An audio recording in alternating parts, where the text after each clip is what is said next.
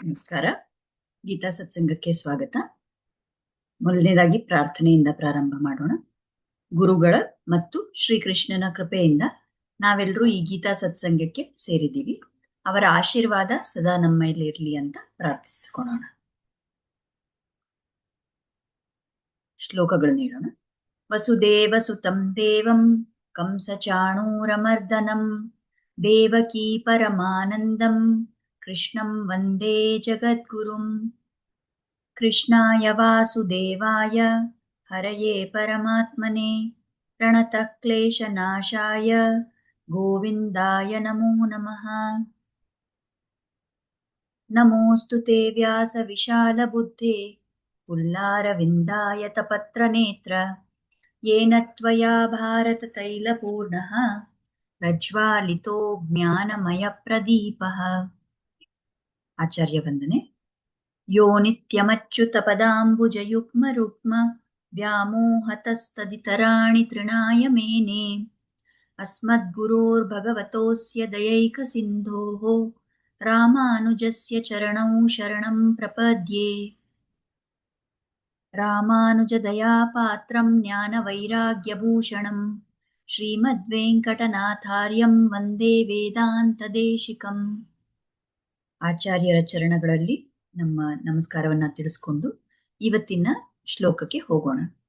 ಇವತ್ತು ನಾವು 14ನೇ ಶ್ಲೋಕ ಮತ್ತು 15ನೇ ಶ್ಲೋಕವನ್ನ ನೋಡ್ತಾ ಇದ್ದೀವಿ. ಮೊದಲನೇ ಅಧ್ಯಾಯದ 14ನೇ ಶ್ಲೋಕ ಏನು ಅಂತ ಇವಾಗ ನೋಡೋಣ. ತತಶ್ವೇತೈರ್ಹಯೈರ್ಯುಕ್ತೆ ಮಹತಿ ಸ್ಯಂದನೆ ಸ್ಥಿತೌ ಮಾಧವಃ ಪಾಂಡವಶ್ಚೈವ ದಿವ್ಯೌ ಶಂಖೌ ಪ್ರದತ್ಮತುಃ. ಇದರ ಅರ್ಥ ಏನಂದ್ರೆ, ಬಿಳಿಯ ಕುದುರೆಗಳನ್ನು ಕಟ್ಟಿದ ಮಹಾರಥದಲ್ಲಿ ಶ್ರೀಕೃಷ್ಣ ಮತ್ತು ಅರ್ಜುನ ಉಪಸ್ಥಿತರಾಗಿದ್ದರು. ಅವರಿಬ್ರು ಅವರ ಅಲೌಕಿಕವಾದ ಶಂಖಗಳನ್ನು ಊದಿದರು. ಈಗ ಈ ಶ್ಲೋಕದಲ್ಲಿನ ಅಂಶಗಳೇನು ಅಂತ ನೋಡೋಣ. ಈಗ ಈ ಶ್ಲೋಕದಲ್ಲಿ ನಾವು ಮೊದಲನೇದಾಗಿ ನೋಡ್ತಾ ಇದ್ದೀವಿ ಕೃಷ್ಣ ಮತ್ತು ಅರ್ಜುನ ಅವರ ಪ್ರವೇಶ ಈ ಒಂದು ಕಥೆಗೆ. ಈ ಒಂದು ಸಂಜಯ ಒಂದು ವರ್ಣನೆ ಮಾಡ್ತಾ ಇದ್ದಾನಲ್ಲ ಧೃತರಾಷ್ಟ್ರನಿಗೆ, ಅದರಲ್ಲಿ ಮೊದಲನೇ ಬಾರಿಗೆ ಇಷ್ಟೊತ್ತು ನಾವು ನೋಡಿದ್ವಿ ದುರ್ಯೋಧನ ದ್ರೋಣಾಚಾರ್ಯನತ್ತ ಹೋದ, ಅವನು ಪಾಂಡವ ಸೈನ್ಯ ಬಗ್ಗೆ ಕೌರವರ ಸೈನ್ಯದ ಬಗ್ಗೆ ಎಲ್ಲ ಮಾತಾಡ್ದ, ಅಷ್ಟೆಲ್ಲ ವರ್ಣನೆ ಮಾಡ್ದ. ಆಮೇಲೆ ಭೀಷ್ಮ ಪಿತಾಮಹರು ಅವರ ಶಂಖವನ್ನ ಊದಿದ್ರು. ಇಷ್ಟೆಲ್ಲ ನಾವು ನೋಡಿದ್ವಿ. ಈಗ ಕಡೆಗೆ ಇವತ್ತಿನ ಶ್ಲೋಕದಲ್ಲಿ ಕೃಷ್ಣ ಮತ್ತು ಅರ್ಜುನ ಅವ್ರ ಮೇಲೆ ಇವಾಗ ಗಮನ ನಾವು ಸೆಳೆಸ್ತಾ ಇದ್ದೀವಿ. ಈಗ ನಾವು ಈ ದೃಶ್ಯವನ್ನ ಕಲ್ಪನೆ ಮಾಡ್ಕೋಬೇಕು. ಈ ಶ್ಲೋಕದಲ್ಲಿ ಏನ್ ಹೇಳಿದ್ದಾರೆ? ದೊಡ್ಡದಾಗಿ ಒಂದು ರಥ ಇದೆ. ಆ ರಥಕ್ಕೆ ಬಿಳಿ ಬಣ್ಣದ ಕುದುರೆಗಳು ಆ ರಥದ ಮುಂದೆ ನಿಂತಿದ್ದಾರೆ. ಅಲ್ಲಿ ಆ ರಥವನ್ನ ಇಳಿಯೋದಕ್ಕೆ ಶ್ವೇತ ವಸ್ತ್ರಗಳನ್ನು ಧಾರಣೆ ಮಾಡಿಕೊಂಡು ಅರ್ಜುನ ಅಲ್ಲಿ ಕೂತಿದ್ದಾನೆ. ಅರ್ಜುನನ್ಗೆ ಒಂದು ಒಳ್ಳೆ ಬಿಲ್ಡಿದೆ. ಅವನು ಒಂದು ಮಹಾವೀರ ಪರಾಕ್ರಮಿ ವ್ಯಕ್ತಿ. ಅವನು ಆ ಅರ್ಜುನ ಬಿಳಿದಾಗಿ ಶ್ವೇತ ವಸ್ತ್ರಗಳನ್ನ ಧರಿಸಿಕೊಂಡು ಅಲ್ಲಿ ಕೂತಿದ್ದಾನೆ. ಅವನ ಮುಂದೆ ಯಾರಿದ್ದಾರೆ? ನೀಳಮೇಘ ಶ್ಯಾಮನಾಗಿರುವಂತ ನಮ್ಮ ಕೃಷ್ಣ. ಕೃಷ್ಣ ಏನ್ ಮಾಡ್ತಾ ಇದ್ದಾನೆ? ಈ ರಥಕ್ಕೆ ಅವನೇ ಸಾರಥಿಯಾಗಿದ್ದಾನೆ. ಸೊ ಆ ರಥದ ಲಗಾಮ್ ಏನಿದೆ, ಆ ಕುದುರೆಗಳನ್ನ ಹಿಡಿದಿರೋ ಲಗಾಮು, ಅದು ಕೃಷ್ಣನ ಕೈಯಲ್ಲಿದೆ. ಸರಿ, ಈ ಒಂದು ದೃಶ್ಯವನ್ನ ನೋಡಿ, ಈ ದೊಡ್ಡ ರಥ, ಅದರಲ್ಲಿ ಅರ್ಜುನನಂಥ ಒಂದು ಮಹಾರಥಿ ಮತ್ತು ಕೃಷ್ಣನಂಥ ಒಂದು ಸಾರಥಿ, ಈ ಒಂದು ದೃಶ್ಯವನ್ನ ನೋಡಿನೇ ಈ ಕೌರವ ಸೈನಿಕರೆಲ್ಲ ಹೆದರ್ಕೋತಾರೆ. ಅವ್ರ ಹೃದಯದಲ್ಲಿ ತುಂಬಾ ಒಂದು ಭಯ ತುಂಬಿಕೊಳ್ಳುತ್ತೆ. ಅಷ್ಟು ಒಂದು ದಿವ್ಯವಾದ ಇದೊಂದು ದೃಶ್ಯ ಅವ್ರು ನೋಡ್ತಾ ಇದ್ದಾರೆ. ಈಗ ಇಲ್ಲಿ ಶ್ಲೋಕದಲ್ಲಿ ಹೇಳಿದಾರಲ್ಲ, ಮಾಧವ ಪಾಂಡವಶ್ಚೈವ ಅಂತ. ಸೊ ಮಾಧವ ಅಂತ ಕೃಷ್ಣನಿಗೆ ಮಾಧವ ಅನ್ನೋ ಹೆಸರನ್ನ ಇಲ್ಲಿ ಉಪಯೋಗಿಸ್ತಾ ಇದ್ದಾರೆ ಸಂಜಯ. ಮತ್ತೆ ಪಾಂಡವ ಅಂದ್ರೆ ಅರ್ಜುನ. ಸೊ ಪಾಂಡವ ಅಂತ ಹೇಳಕ್ ಮುಂಚೆ ಮಾಧವ ಅಂತ ಶ್ಲೋಕದಲ್ಲಿ ಬಂದಿದೆ. ಸೊ ಸಾಮಾನ್ಯವಾಗಿ ನಾವು ನೋಡಿದ್ರೆ ಯಾವುದೇ ಒಂದು ರಥದಲ್ಲಿ ಯಾರಾದ್ರೂ ಮಹಾರಥಿ ಇದ್ರೆ ಆ ಮಹಾರಥಿಗೆ ತುಂಬಾ ಪ್ರಾಮುಖ್ಯತೆ ಕೊಡ್ತಾರೆ. ಆ ಸಾರಥಿ ಬಗ್ಗೆ ಯಾರು ಏನು ಕೇರೆ ಮಾಡಲ್ಲ. ಯಾಕೆಂದ್ರೆ ಆ ಸಾರಥಿ ಇಸ್ ನಾಟ್ ಇಂಪಾರ್ಟೆಂಟ್ ಅಂತ ತಿಳ್ಕೊಳ್ಳೋದು. ಯಾರ ಪಾತ್ರ ಅಲ್ಲಿ ಮುಖ್ಯವಾಗಿದೆ? ಆ ಯಾರು ಒಂದು ಮಹಾರಥಿಯಲ್ಲಿದ್ದಾನೆ, ಅವನೇ ತಾನೇ ಯೋಧ, ಅವನೇ ತಾನೇ ಯುದ್ಧವನ್ನ ನಡೆಸೋನಿದ್ದಾನೆ. ಸೊ ಸಾಮಾನ್ಯವಾಗಿ ಆ ರೀತಿಯಲ್ಲಿ ಇರುತ್ತೆ. ಆದ್ರೆ ಇಲ್ಲಿ ಅರ್ಜುನ, ಪಾಂಡವ ಅನ್ನೋಂಥ ಆ ಮಹಾರಥಿ, ಅವನಕ್ಕಿಂತ ಮುಂಚೆ ಮಾಧವ ಅಂತ ಕೃಷ್ಣನ ಉಲ್ಲೇಖ ಇದೆ ಈ ಶ್ಲೋಕದಲ್ಲಿ. ಯಾತಕ್ಕೋಸ್ಕರ? ಯಾಕೆ ಈ ಕೃಷ್ಣನಿಗೆ ಎಷ್ಟೊಂದು ಹೆಸರುಗಳಿದೆ ಅಲ್ಲ, ನಮಗೆ ಗೊತ್ತಿರ್ಬೋದು. ಕೇಶವ, ಗೋವಿಂದ, ಗೋಪಾಲ, ಅಚ್ಯುತ, ಎಷ್ಟೆಲ್ಲ ಹೆಸರುಗಳಿರುವಾಗ ಈ ಮಾಧವ ಅನ್ನೋ ಒಂದು ಹೆಸರನ್ನೇ ಯಾಕೆ ಉಪಯೋಗ ಮಾಡಿದ್ದಾರೆ ಇಲ್ಲಿ ಅಂದ್ರೆ, ಮಾಧವ ಅಂದ್ರೆ ಮಹಾಲಕ್ಷ್ಮಿಯ ನಾಥ ಅಂತ ಇದು ನಮ್ಗೆ ತೋರಿಸ್ಕೊಡುತ್ತೆ. ಸೊ ಮಹಾಲಕ್ಷ್ಮಿಯ ನಾಥ ಅಂದ್ರೆ ಏನು? ಮಹಾಲಕ್ಷ್ಮಿ ದೇವಿಗೆ ಯಾರು ಪತಿಯಾಗಿದ್ದಾನೋ, ಯಾರು ನಾಥನಾಗಿದ್ದಾನೋ ಅವನು ಮಾಧವ. ನಮಗ್ ಗೊತ್ತಿದೆ, ಮಹಾಲಕ್ಷ್ಮಿಯ ದೃಷ್ಟಿ ಯಾರು ಒಬ್ಬರ ಮೇಲೆ ಬೀಳುತ್ತೋ ಅವ್ರಿಗೆ ಖಂಡಿತ ಯಶಸ್ಸು, ಜಯ, ಎಲ್ಲ ವಿಧಿಯ ಒಂದು ಒಳ್ಳೆಯದು ನಡೆಯುತ್ತೆ. ಸೊ ಆ ಒಂದು ವಿಷಯವನ್ನ ಹೇಳೋದಕ್ಕೆ ಇಲ್ಲಿ ಮಾಧವ ಅಂತ ಹೆಸರನ್ನ ಉಪಯೋಗಿಸಲಾಗಿದೆ. ಅಂದ್ರೆ ಈಗ ಮಾಧವ ಅವನ್ ಮಹಾಲಕ್ಷ್ಮಿಯ ನಾಥ, ಅವನು ಯಾರ ಜೊತೆಗಿದ್ದಾನೆ? ಅವನು ಪಾಂಡವರ ಕಡೆಗಿದ್ದಾನೆ. ಸೊ ಯಾರಿಗ್ ಜಯ ಸಿಗುತ್ತೆ? ಯಾರ ಮೇಲೆ ಈ ಮಹಾಲಕ್ಷ್ಮಿಯ ಕಣ್ಣು ಬೀಳುತ್ತೋ, ಯಾರ ಮೇಲೆ ಬೀಳುತ್ತೆ? ಅವಳ ನಾಥನ ಸೈಡಲ್ಲಿ, ಬದಿಯಲ್ಲಿ ಯಾರಿದಾರೋ ಅವ್ರ ಮೇಲೆ ತಾನೇ ಕಣ್ ಬೀಳೋದು, ಅವ್ರ ಮೇಲೆ ತಾನೇ ಅವಳ ಕೃಪೆ ಮಾಡೋದು. ಸೊ ಎಲ್ಲಿ ಮಹಾಲಕ್ಷ್ಮಿ ಇದ್ದಾಳೋ, ಎಲ್ಲಿ ಮಾಧವ ಇದ್ದಾನೋ ಅಲ್ಲಿ ಜಯ ನಿಶ್ಚಿತ. ಸೊ ಅದನ್ನ ತೋರಿಸೋದಕ್ಕೆ, ಅದನ್ನ ಒಂದು ಸಾಂಕೇತಿಕವಾಗಿ ಇದೇ ಕ್ಷಣದಲ್ಲಿ, ಇಲ್ಲೇ ಈ ಯುದ್ಧ ಪ್ರಾರಂಭ ಆಗಕ್ ಮುಂಚೆನೆ ನಮಗೆ ಸೂಚನೆ ಕೊಡೋದಕ್ಕೋಸ್ಕರ ಇಲ್ಲಿ ಮಾಧವ ಅಂತ ಹೆಸರನ್ನ ಉಪಯೋಗಿಸಲಾಗಿದೆ ಅಂತ ಆಚಾರ್ಯರು ಹೇಳ್ತಾರೆ.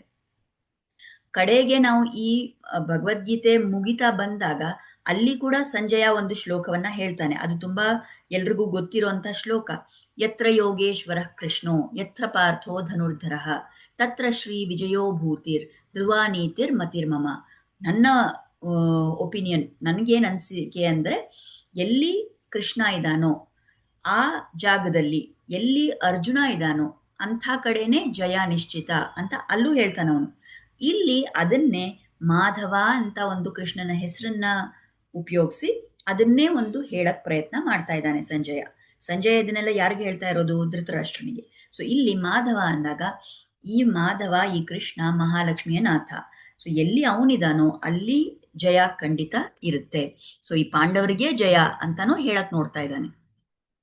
ಸರಿ, ಈಗ ಈ ಶ್ಲೋಕದಲ್ಲಿ ಹೇಳ್ತಾರೆ ಇಬ್ಬರ ಶಂಖಗಳು ದಿವ್ಯವಾಗಿತ್ತು ಅಂತ. ಈ ಕೃಷ್ಣನ ಈ ದಿವ್ಯ ಶಂಖ ಅಂದ್ರೆ ಯಾವುದು? ಅದಕ್ಕೊಂದು ಹೆಸರಿದೆ, ಪಾಂಚಜನ್ಯ ಅಂತ ಹೇಳ್ತೀವಿ. ನಾವು ನೋಡಿದೀವಿ ವಿಷ್ಣು ಕೈಯಲ್ಲಿ, ಶ್ರೀಮನ್ನಾರಾಯಣನ ಕೈಗಳಲ್ಲಿ ಒಂದು ಕೈಯಲ್ಲಿ ಶಂಖ, ಇನ್ನೊಂದು ಕೈಯಲ್ಲಿ ಚಕ್ರ. ಬಲಗೈಯಲ್ಲಿ ಸುದರ್ಶನ ಚಕ್ರ ಇರುತ್ತೆ, ಎಡಗೈಯಲ್ಲಿ ಪಾಂಚಜನ್ಯ ಅಂತ ಆ ಶಂಖಕ್ಕೆ ಹೆಸರು. ಸೊ ಇದು ಒಂದು ಅಲೌಕಿಕವಾದ ಶಂಖ, ಒಂದು ದಿವ್ಯವಾದ ಶಂಖ. ಈಗ ಈ ದೃಶ್ಯವನ್ನ ನಾವು ವಿಚಾರ ಮಾಡಿದ್ರೆ, ಒಂದು ರಥ ಇದೆ, ರಥದಲ್ಲಿ ಹಿಂದ್ಗಡೆ ಅರ್ಜುನ ಕೂತಿದ್ದಾನೆ, ಮತ್ತು ಆ ರಥದ ಕುದುರೆಗಳ ಲಗಾಮನ್ನ ಹಿಡ್ಕೊಂಡು ಕೃಷ್ಣ ಅಲ್ಲಿ ಕೂತಿದ್ದಾನೆ. ಸೊ ಈ ಉಪನಿಷತ್ಗಳಲ್ಲಿ ಕಠೋಪನಿಷದ್ ಅಂತ ಒಂದು ಉಪನಿಷತ್ ಇದೆ, ಅದರಲ್ಲಿ ಒಂದು ಚಿತ್ರಣ ಮಾಡಿದ್ದಾರೆ, ಒಂದು ಶ್ಲೋಕ ಇದೆ. ಅದರಲ್ಲಿ ಹೇಗೆ ಚಿತ್ರಣ ಆಗಿದೆ ಅಂದ್ರೆ, ಇಲ್ಲಿ ನೀವು ನೋಡ್ಬೋದು ಈ ಚಿತ್ರದಲ್ಲಿ. ಸೊ ಈ ರಥ ಇದೆಯಲ್ಲ, ಅದು ಮನುಷ್ಯನ ಶರೀರ ಇದ್ದಂಗೆ. ಸೊ ಆ ರಥ ಅನ್ನೋದು ಶರೀರ ಆಗಿದ್ರೆ, ಅದ್ರ ಒಳಗ್ ಕೂತಿರೋ ವ್ಯಕ್ತಿ, ಈಗ ಅರ್ಜುನ ಎಲ್ಲಿ ಕೂತಿದ್ದಾನೆ ಆ ವ್ಯಕ್ತಿ ಯಾರು? ಈ ಶರೀರದೊಳಗೆ ಯಾರು ಅದನ್ನ ಅಲ್ಲಿ ಕೂತಿರೋದು ಆ ಶರೀರದೊಳಗೆ ಅಂದ್ರೆ ಆತ್ಮ. ಸಾರಥಿ ಯಾವ ಪಾತ್ರ ಇಲ್ಲಿ ಕೃಷ್ಣ ತಗೊಂಡಿದ್ದಾನೋ, ಸಾರಥಿಯ ಪಾತ್ರ, ಅದು ಈ ಮನುಷ್ಯನ ಜೀವನದಲ್ಲಿ ಅವನ ಬುದ್ಧಿಯೇ ಆ ರಥಕ್ಕೆ ಸಾರಥಿ. ಸೊ ಶರೀರ ಅನ್ನೋದು ರಥ, ಆತ್ಮ ಅನ್ನೋನು ಆ ವ್ಯಕ್ತಿ, ಅದರಲ್ಲಿ ಕೂತಿರೋ ರಥದಲ್ಲಿ ಕೂತಿರೋ ವ್ಯಕ್ತಿ, ಯಾರು ಪ್ರಯಾಣ ಮಾಡ್ಬೇಕೋ ಅವನು. ಬುದ್ಧಿ ಅನ್ನೋನು ಡ್ರೈವರ್, ಚಾಲಕ, ಸಾರಥಿ. ಲಗಾಮ್ ಅಂತ ಇದೆಯಲ್ಲ, ಆ ಕುದುರೆಗಳಿದೆ, ಕುದುರೆಗಳಂದ್ರೆ ನಮ್ಮ ಇಂದ್ರಿಯಗಳು, ನಮ್ಮ ಪಂಚಜ್ಞಾನೇಂದ್ರಿಯಗಳು. ಸೊ ಲಗಾಮ್ ಅನ್ನೋದು ಮನಸ್ಸು. ಸೊ ಆ ಕುದುರೆಯನ್ನ ಕಂಟ್ರೋಲ್ ಮಾಡ್ಬೇಕಂದ್ರೆ ಆ ಲಗಾಮನ್ನ ಕರೆಕ್ಟ್ ಆಗಿ ಇಟ್ಕೊಂಡಿರ್ಬೇಕು. ಸೊ ಇಂದ್ರಿಯಗಳನ್ನ ನಾವು ಕಂಟ್ರೋಲ್ ಮಾಡ್ಬೇಕಂದ್ರೆ, ಅದರ ನಿಯಂತ್ರಣ ಮಾಡ್ಕೋಬೇಕಂದ್ರೆ ಆಗ ಈ ಮನಸ್ಸನ್ನೋ ಲಗಾಮನ್ನ ಸರಿಯಾದ ರೀತಿಯಲ್ಲಿ ಆ ಚಾಲಕ ಬುದ್ಧಿ ಇಟ್ಕೊಂಡಿರ್ಬೇಕು. ಆ ದಾರಿ ಏನಿದೆಯಲ್ಲ, ಆ ದಾರಿಯಲ್ಲಿ ಎಷ್ಟೊಂದು ವಸ್ತುಗಳಿದೆ. ಅಲ್ಲೆಲ್ಲ ನೋಡೋ ಆ ವಸ್ತುಗಳಂದ್ರೆ ಇಂದ್ರಿಯಗಳ ವಸ್ತುಗಳು. ಯಾವ ಒಂದು ವಸ್ತುಗಳಿಂದ ಈ ಇಂದ್ರಿಯಗಳೆಲ್ಲ ಒಂಥರ ಅಟ್ರಾಕ್ಟ್ ಆಗ್ತಾವಲ್ಲ, ಆ ವಸ್ತುಗಳು. ಸೊ ಈ ರೀತಿಯಲ್ಲಿ ಒಂದು ಚಿತ್ರಣ ಮಾಡಿದ್ದಾರೆ. ಇದು ಕಠೋಪನಿಷದಲ್ಲಿದೆ. ಈಗ ಇದರಿಂದ ನಮಗೇನು ಅರ್ಥ ಆಗುತ್ತೆ? ಆ ಬುದ್ಧಿ ಸರಿಯಾದ ರೀತಿಯಲ್ಲಿ ಕಾರ್ಯ ಮಾಡಿದ್ರೆ, ಬುದ್ಧಿ ಮನಸ್ಸನ್ನ ಸರಿಯಾದ ರೀತಿಯಲ್ಲಿ ಉಪಯೋಗಿಸ್ಕೊಂಡ್ರೆ, ಆಗ ಇಂದ್ರಿಯಗಳು ಕಂಟ್ರೋಲಲ್ಲಿ, ನಿಯಂತ್ರಣದಲ್ಲಿ ಇದ್ದು ಆ ರಥ ಸರಿಯಾದ ಕಡೆ ಹೋಗಿ ಸೇರುತ್ತೆ. ಇಲ್ಲ ಆ ರಥದ ಚಾಲಕ ಕರೆಕ್ಟಾಗಿ ಲಗಾಮ್ ಹಿಡ್ದಿಲ್ಲ ಅಂದ್ರೆ ಆ ಕುದುರೆಗಳು ತನಗೆ ಎಲ್ಲಿ ಬೇಕೋ ಅಲ್ಲಿ ಓಡ್ತವೆ. ಆವಾಗ ನಾವು ಎಲ್ಲಿ ಹೋಗಿ ಮುಟ್ಬೇಕೋ ಆ ಜಾಗಕ್ಕೆ ಆ ಪ್ರಯಾಣಿಕ ಮುಟ್ಟಲ್ಲ. ಅಂದ್ರೆ ಇಲ್ಲಿ ನಾವು ತಿಳ್ಕೊಬೇಕಾಗಿರೋದು, ಯಾವಾಗ್ಲೂ ಈ ಇಂದ್ರಿಯಗಳು ಆ ಇರೋಂಥ ವಸ್ತುಗಳ ಹತ್ರ ಹೋಗಕ್ ನೋಡುತ್ತೆ. ಇಂದ್ರಿಯಗಳಿಗೆ ಎಲ್ಲೋ ಒಂದ್ ಕಡೆ ಅಟ್ಯಾಚ್ ಆಗಿ ಅದರಿಂದ ಒಂದು ಸುಖ ಪಡಿಬೇಕು ಅಂತ ಆಸೆ ಇರುತ್ತೆ. ಆದ್ರೆ ಆ ಥರ ಬಿಟ್ಟಾಗ ಇಲ್ಲಿ ಅಲ್ಲಿ ಓಡ್ಕೊಂಡು ಕುದುರೆಗಳು ಎಲ್ಲಾ ದಿಕ್ಕಲ್ಲೂ ಓಡಕ್ ನೋಡ್ತವೆ. ಆಗ ನಾವು ಎಲ್ಲಿ ಹೋಗಿ ಒಂದು ಗುರಿ ನಮ್ದೇನಿದೆ ಅದ್ ನಾವು ಎಲ್ಲಿ ತಲುಪಬೇಕೋ ಅಲ್ಲಿ ಖಂಡಿತ ನಾವು ತಲುಪಲ್ಲ. ಮತ್ತೇನ್ ಸೊಲ್ಯೂಷನು? ಇದನ್ನ ನಾವು ಹೇಗೆ ಎದುರಿಸೋದು ಈ ತೊಂದ್ರೆನ? ಅಂದ್ರೆ ಆ ಚಾಲಕ ನಮ್ಗೆ ಶ್ರೀಕೃಷ್ಣ ಆಗಿದ್ರೆ, ನಮ್ಮ ಜೀವನದ ಸಂಪೂರ್ಣ ನಾವು ನಮ್ಮ ಬುದ್ಧಿಯ ಯಾವ ತರ ಕಾರ್ಯ ಮಾಡುತ್ತಲ್ಲ, ಆ ತರ ನಾವು ಎಲ್ಲವನ್ನೂ ನಮ್ಮ ಬುದ್ಧಿಯಿಂದ ನಾವು ನಿರ್ಧಾರ ಮಾಡಿದ್ರೆ ನಮ್ಮ ಜೀವನ ಸರಿಯಾಗಿ ನಡೆಯುತ್ತೆ ಅಲ್ವಾ? ಅದೇ ತರ ಎಲ್ಲದನ್ನೂ ನಾವು ಕೃಷ್ಣನಲ್ಲಿ ಇಟ್ರೆ, ನಮ್ಮ ಸಂಪೂರ್ಣ ವಿಶ್ವಾಸ ನಾವು ಎಲ್ಲದಕ್ಕೂ ಕೃಷ್ಣನೇ ನಮ್ಮನ್ನು ಸರಿಯಾದ ಕಡೆ ಕರ್ಕೊಂಡು ಹೋಗ್ಬೇಕು ಅಂತ ನಾವು ನಿರ್ಧಾರ ಮಾಡಿಬಿಟ್ಟು ಆ ಬುದ್ಧಿ ಮತ್ತು ಆ ಮನಸ್ಸು ಅವನಿಗೆ ಕೊಟ್ಬಿಟ್ರೆ, ಆಗ ಅವನು ನಮ್ಮನ್ನ, ಈ ರಥವನ್ನ, ಈ ಪ್ರಯಾಣಿಕನನ್ನ ಎಲ್ಲಿ ಕರ್ಕೊಂಡು ಹೋಗ್ತಾನೆ? ಖಂಡಿತ ಅವನು ಜಯದ ಕಡೆನೆ ಕರ್ಕೊಂಡು ಹೋಗ್ತಾನೆ. ಖಂಡಿತ ಅವನು ಯಶಸ್ ಕಡೆನೆ ನಮ್ಮನ್ನು ಕರ್ಕೊಂಡು ಹೋಗ್ತಾನೆ. ಸೊ ಸರಿಯಾದ ಕಡೆ ಈ ಶರೀರ, ಈ ಆತ್ಮ ಮುಟ್ಬೇಕು ಅಂದ್ರೆ ಆ ಬುದ್ಧಿಯನ್ನ, ಆ ಮನಸ್ಸನ್ನ ನಾವು ಶ್ರೀಕೃಷ್ಣನಿಗೆ ಸಮರ್ಪಣೆ ಮಾಡಬೇಕು. ಅದು ಈ ಒಂದು ಕಠೋಪನಿಷದಲ್ಲಿರೋ ಈ ಚಿತ್ರಣದ ಒಂದು ಉದ್ದೇಶ. ಅದೇ ಹೇಳೋ ವಿಷಯ ಇದು. ಸರಿ, ಮುಂದೆ ನಾವು ನೋಡಿದ್ರೆ ಈ ಶ್ಲೋಕದಿಂದ ನಾವು ಏನ್ ನೋಡ್ಬೋದು? ಈಗ ನಾವು ಆಗ್ಲೇ ಹೇಳಿದ್ವಿ, ಮಹಾಲಕ್ಷ್ಮಿ ದೇವಿಯ ಕಟಾಕ್ಷ ಯಾರ ಮೇಲೆ ಬೀಳುತ್ತೋ ಅವರು ಖಂಡಿತ ಜಯ ಅವ್ರಿಗೆ ಸಿಕ್ಕೇ ಸಿಗುತ್ತೆ, ಅವ್ರಿಗೆ ಜಯ ಸಿಗುತ್ತೆ, ಅವ್ರಿಗೆ ಯಶಸ್ಸು ಸಿಗೋದು ಅಂತ. ಇಲ್ಲಿ ಆಚಾರ್ಯರು ತುಂಬಾ ಒಂದು ಸ್ವಾರಸ್ಯವಾದ ಒಂದು ವಿಷಯವನ್ನ ಹೇಳ್ತಾರೆ. ನಾವು ದೇವ್ರಿಗೂ ಕರುಣೆ ಇದೆ, ಆದ್ರೆ ದೇವ್ರಿಗಿಂತ ತಾಯಿಗೆ ತುಂಬಾ ಕರುಣೆ ಜಾಸ್ತಿ ಇದೆ. ಈಗ ಹೇಳ್ತಾರಲ್ಲ, ವೇದ ಉಪನಿಷತ್ತಲ್ಲೆಲ್ಲ ಹೇಳಿದೆ, ನಾರಾಯಣನ ಕಣ್ಣು, ಎರಡು ಕಣ್ಣು ಸೂರ್ಯ ಮತ್ತೆ ಚಂದ್ರನ್ ತರ ಅಂತೆ. ಸೊ ಒಂದು ಕಣ್ಣು ಸೂರ್ಯ, ಒಂದು ಕಣ್ಣು ಚಂದ್ರ ಅಂದ್ರೆ ಯಾವುದೋ ಒಂದು ಸಮಯದಲ್ಲಿ ನಮ್ಮ ಮೇಲೆ ಖಂಡಿತ ಯಾವ ರೀತಿ ಈ ಚಂದ್ರನಿಂದ ಒಂದು ಶೀತಲವಾದ ಒಂದು ದೃಷ್ಟಿ ಇರುತ್ತಲ್ಲ, ಆ ತರ ಒಂದು ತುಂಬಾ ಕರುಣೆಯಿಂದ ನಮ್ಮ ಮೇಲೆ ನೋಡ್ತಾರೆ ಭಗವಂತ. ಆದ್ರೆ ಹೇಳಕ್ಕಾಗಲ್ಲ, ಯಾವುದೋ ನಮ್ಮ ಸಮಯ ಸರಿ ಇಲ್ಲ ಅಂದ್ರೆ, ನಾವು ಮಾಡಿರೋ ಇಷ್ಟೆಲ್ಲ ಪಾಪಗಳನ್ನು ಭಗವಂತ ನೋಡ್ಬಿಟ್ರೆ ಆಗ ಇನ್ನೊಂದ್ ಕಣ್ ಸೂರ್ಯ ಅಂದ್ರೆ ನಮ್ಮ ಮೇಲೆ ಕೋಪ ಮಾಡ್ಕೊಳ್ಳೋ ಸಾಧ್ಯತೆನೂ ಇದೆ. ಆದ್ರೆ ದೇವಿಗೆ, ಮಹಾಲಕ್ಷ್ಮಿ ದೇವಿಯ ಅವಳಿಗೆ ಹೇಗೆ ಕಣ್ಣು? ಅವಳು ಎರಡು ಕಣ್ಣು ಚಂದ್ರನಂತೇನೆ ಇದೆ. ಸೊ ಯಾವಾಗ್ಲೂ ದೇವಿಗೆ ಕೋಪ ಅನ್ನೋದು ಬರಲ್ಲ. ಅವಳು ಬರೀ ಕರುಣೆಯಿಂದಾನೇ ನಮ್ಮನ್ನ ನೋಡ್ತಾಳೆ. ಎಲ್ರೂ ನಮ್ಮ ಮಕ್ಕಳು, ಎಲ್ರೂ ಉದ್ಧಾರ ಆಗ್ಬೇಕು ಅನ್ನೋ ಒಂದು ದೃಷ್ಟಿಯಿಂದ ಅವಳು ಸದಾ ಕಾಲ ಕರುಣೆಯಿಂದಾನೇ ನೋಡ್ತಾಳೆ. ಮತ್ತೆ ಇನ್ನೊಂದು ವಿಷಯ, ಅವಳು ಏನ್ ಮಾಡೋದಂದ್ರೆ ನಮಗೊಂದು ರೆಕಮೆಂಡೇಶನ್ ಕೊಡ್ತಾಳೆ ಭಗವಂತನ ಹತ್ರ.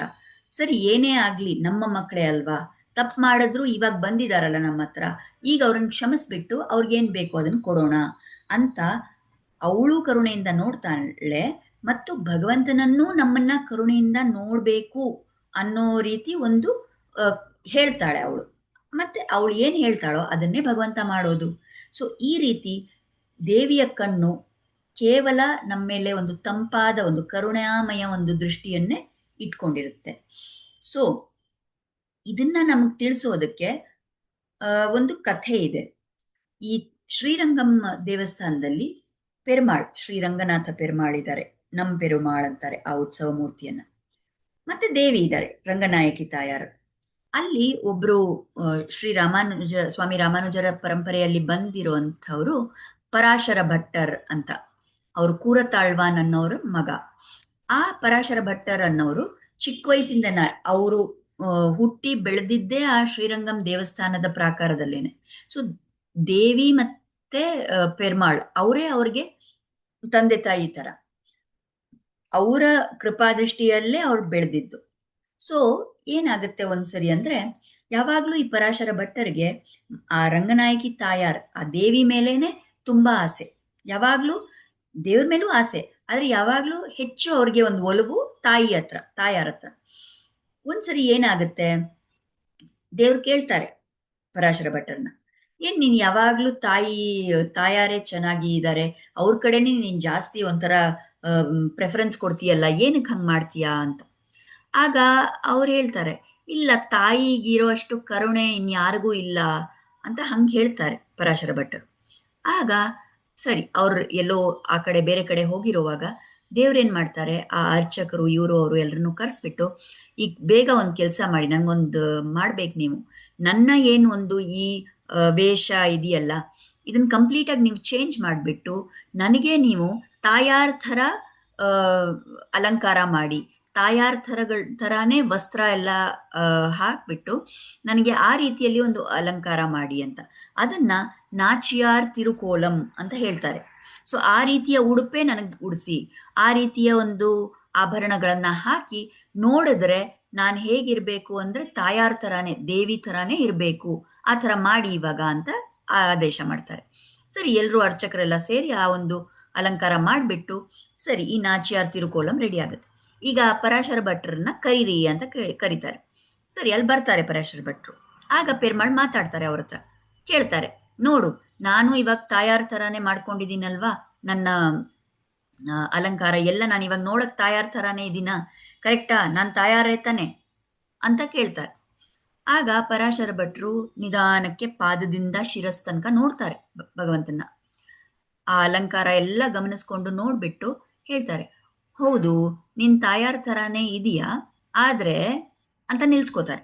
ಆಗ ಪೆರ್ಮಾಳ್ ಕೇಳ್ತಾರೆ, ಏನದು ಇನ್ನ ನಿನ್ಗೇನೋ ಕೊರೆ ಇದೆಯಾ, ಎಲ್ಲ ಅವಳ ಥರಾನೇ ಮಾಡ್ಕೊಂಡಿದ್ದೀನಲ್ಲ, ಏನ್ ನಿನ್ಗಿವಾಗ ಕೊರೆ, ಯಾಕೆ ಹಂಗೆ ನಿಲ್ಸ್ಬಿಟ್ಟೆ ಅಂತ ಕೇಳ್ತಾರೆ. ಆವಾಗ ಪರಾಶರ ಭಟ್ರು ಹೇಳೋ ಮಾತೇನಂದ್ರೆ, ಎಲ್ಲ ಕರೆಕ್ಟ್ ಇದೆ, ಆದ್ರೆ ನಿನ್ ಕಣ್ಣಿದೆಯಲ್ಲ, ಅದೇ ಉಪನಿಷದ್ ವೇದಗಳಲ್ಲೆಲ್ಲ ಹೇಳಿರೋ ಥರ ಒಂದ್ ಕಣ್ ಸೂರ್ಯ ಒಂದ್ ಕಣ್ ಚಂದ್ರ ಅಲ್ವಾ, ನಿನಗ ಒಂದು ದೃಷ್ಟಿ, ಒಂದು ಕರುಣಾಮಯಿ ದೃಷ್ಟಿ ನಿನಗ್ ಬರ್ತಾ ಇಲ್ಲ. ನೀನ್ ಬೇರೆ ಎಲ್ಲ ನಿನ್ನ ಅಲಂಕಾರ, ನಿನ್ನ ವಸ್ತ್ರ ಎಲ್ಲ ನಿಂದು ತಾಯಾರ್ ಥರ ಇದೆ ಕರೆಕ್ಟು, ಆದ್ರೆ ಅವಳ ಮುಖದಲ್ಲಿ ಇರುವ ಕರುಣೆ, ಒಂದು ಸತತವಾಗಿ ಆ ಒಂದು ಕರುಣಾ ಮಳೆ ಬೀಳ್ತಾ ಇರುತ್ತಲ್ಲ ನಮ್ಮ ಮೇಲೆ, ಆ ಥರ ನಿನ್ ಕಣ್ ನನಗೆ ಅಣಿಸ್ತಾ ಇಲ್ಲ, ನನಗೆ ಅದೊಂದು ವ್ಯತ್ಯಾಸ ಗೊತ್ತಾಗ್ತಾ ಇದೆ ಅಂತ ಹೇಳ್ತಾರೆ.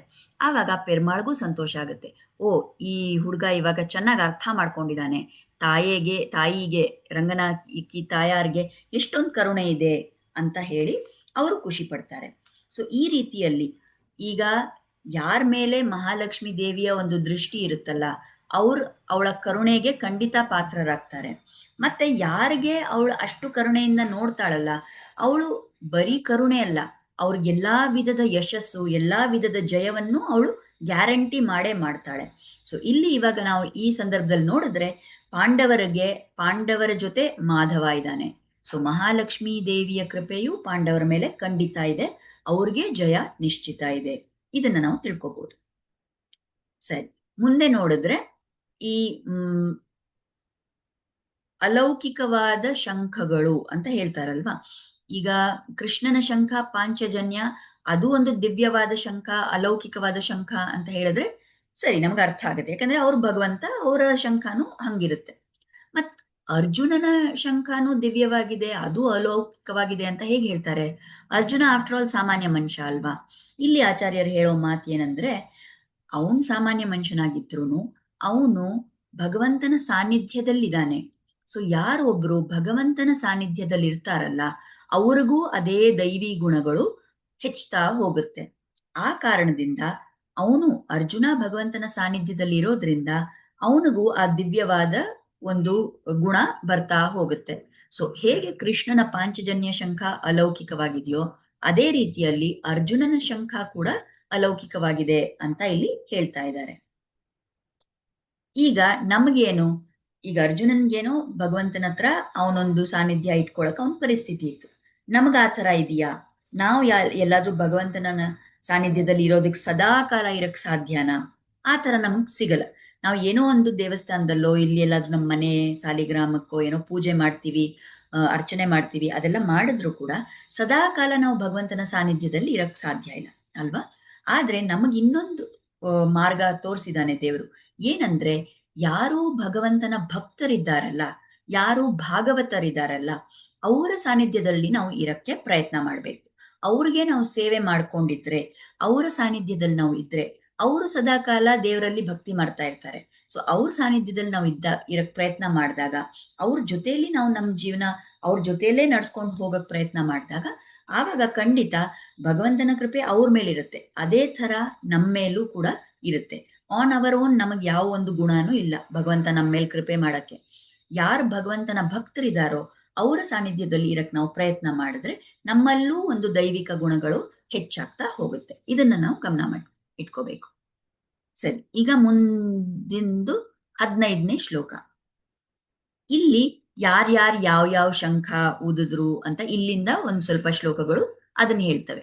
ಈಗ 15ನೇ ಶ್ಲೋಕದಲ್ಲಿ ಹೇಳಿದ್ದಾರೆ, ಪಾಂಚಜನ್ಯಂ ಋಷಿಕೇಶೋ ದೇವದತ್ತಂ ಧನಂಜಯಃ ಪೌಂಡ್ರಂ ದದ್ಮೌ ಮಹಾಶಂಖಂ ಭೀಮಕರ್ಮಾವೃಕೋದರಃ.